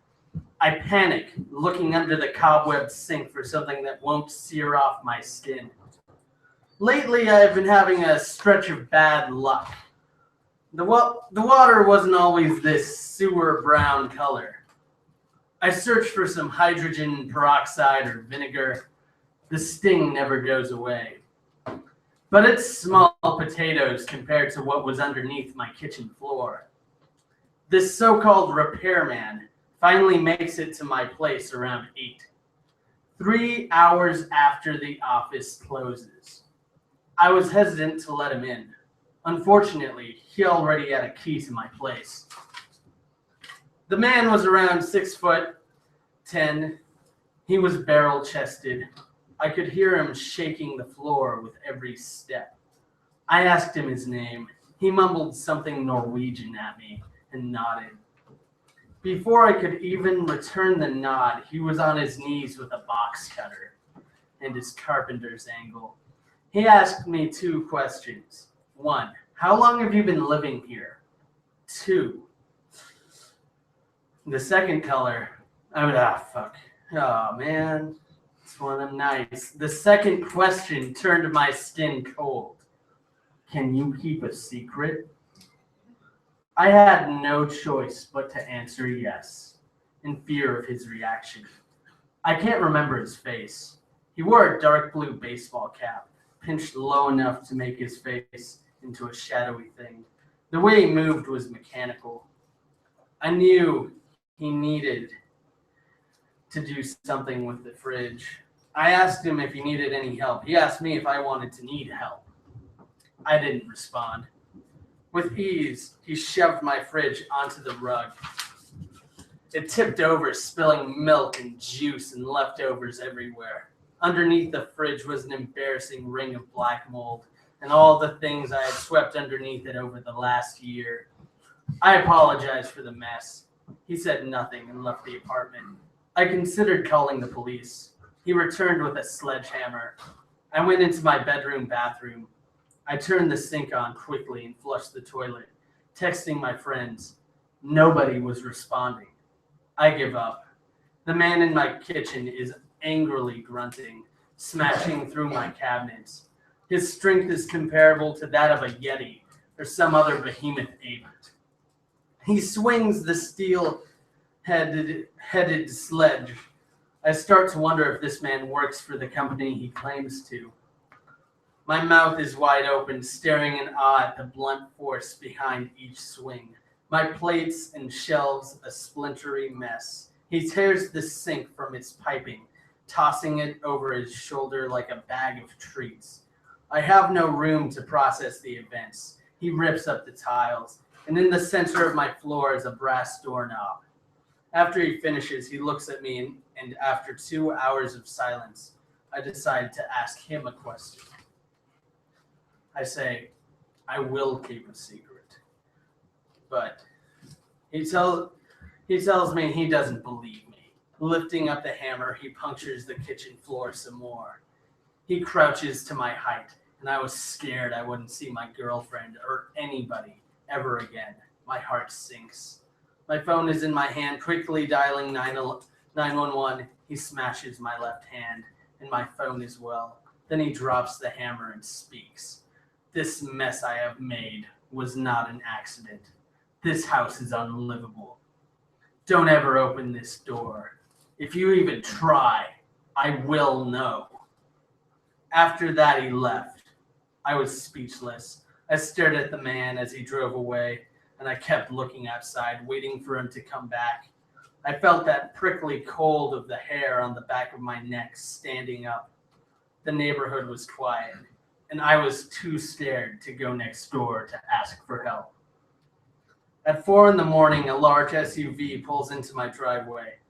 I lock myself in the doorway. Futilely, I feel the house shake, and I cautiously shut the lights off in the bathroom. As quietly as I can, I open up the tiny little window.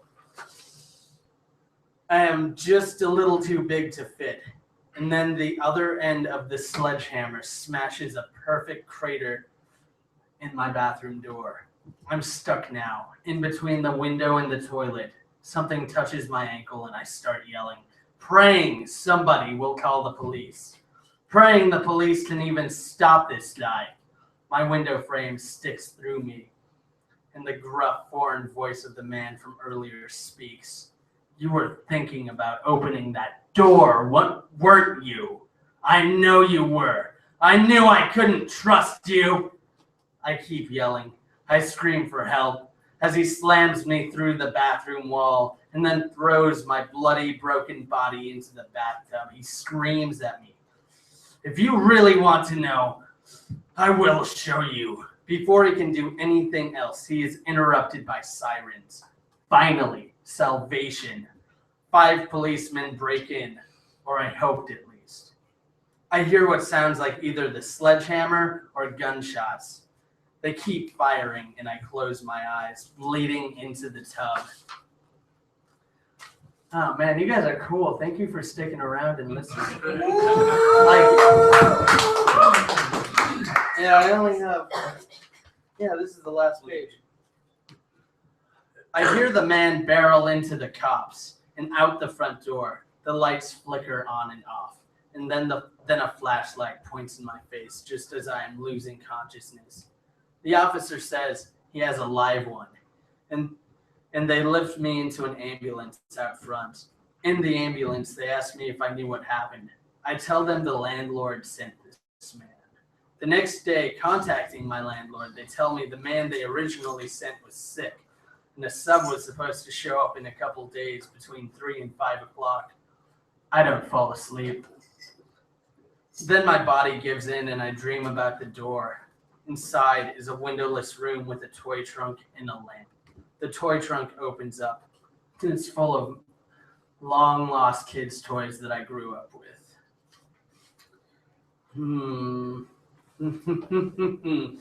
I wake up the next day terrified. I don't want to go home. I stay at a friend's house, and I see my face plastered on the news. I don't know who that man was, but I do know he is out there. And I still feel like he knows where I am. I wish I could get away from these thoughts, but I don't. They just keep coming. I did survive, but now I always watch my back. The end. Thank you. Yeah. all for coming out tonight. And you know what? Thank you guys for sticking around and listening to that. I know it was pretty long, but you know, it's definitely a plausible thing that totally can happen to someone. You did good, James. You guys did good. Give yourselves a big round of applause. And thanks for the donations, too.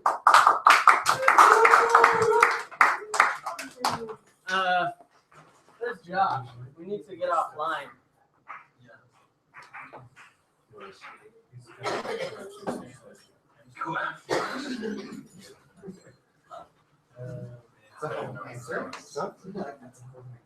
Well, he says 6.7 in these cage. Oh, wow. And I've still got broken rib to get me across.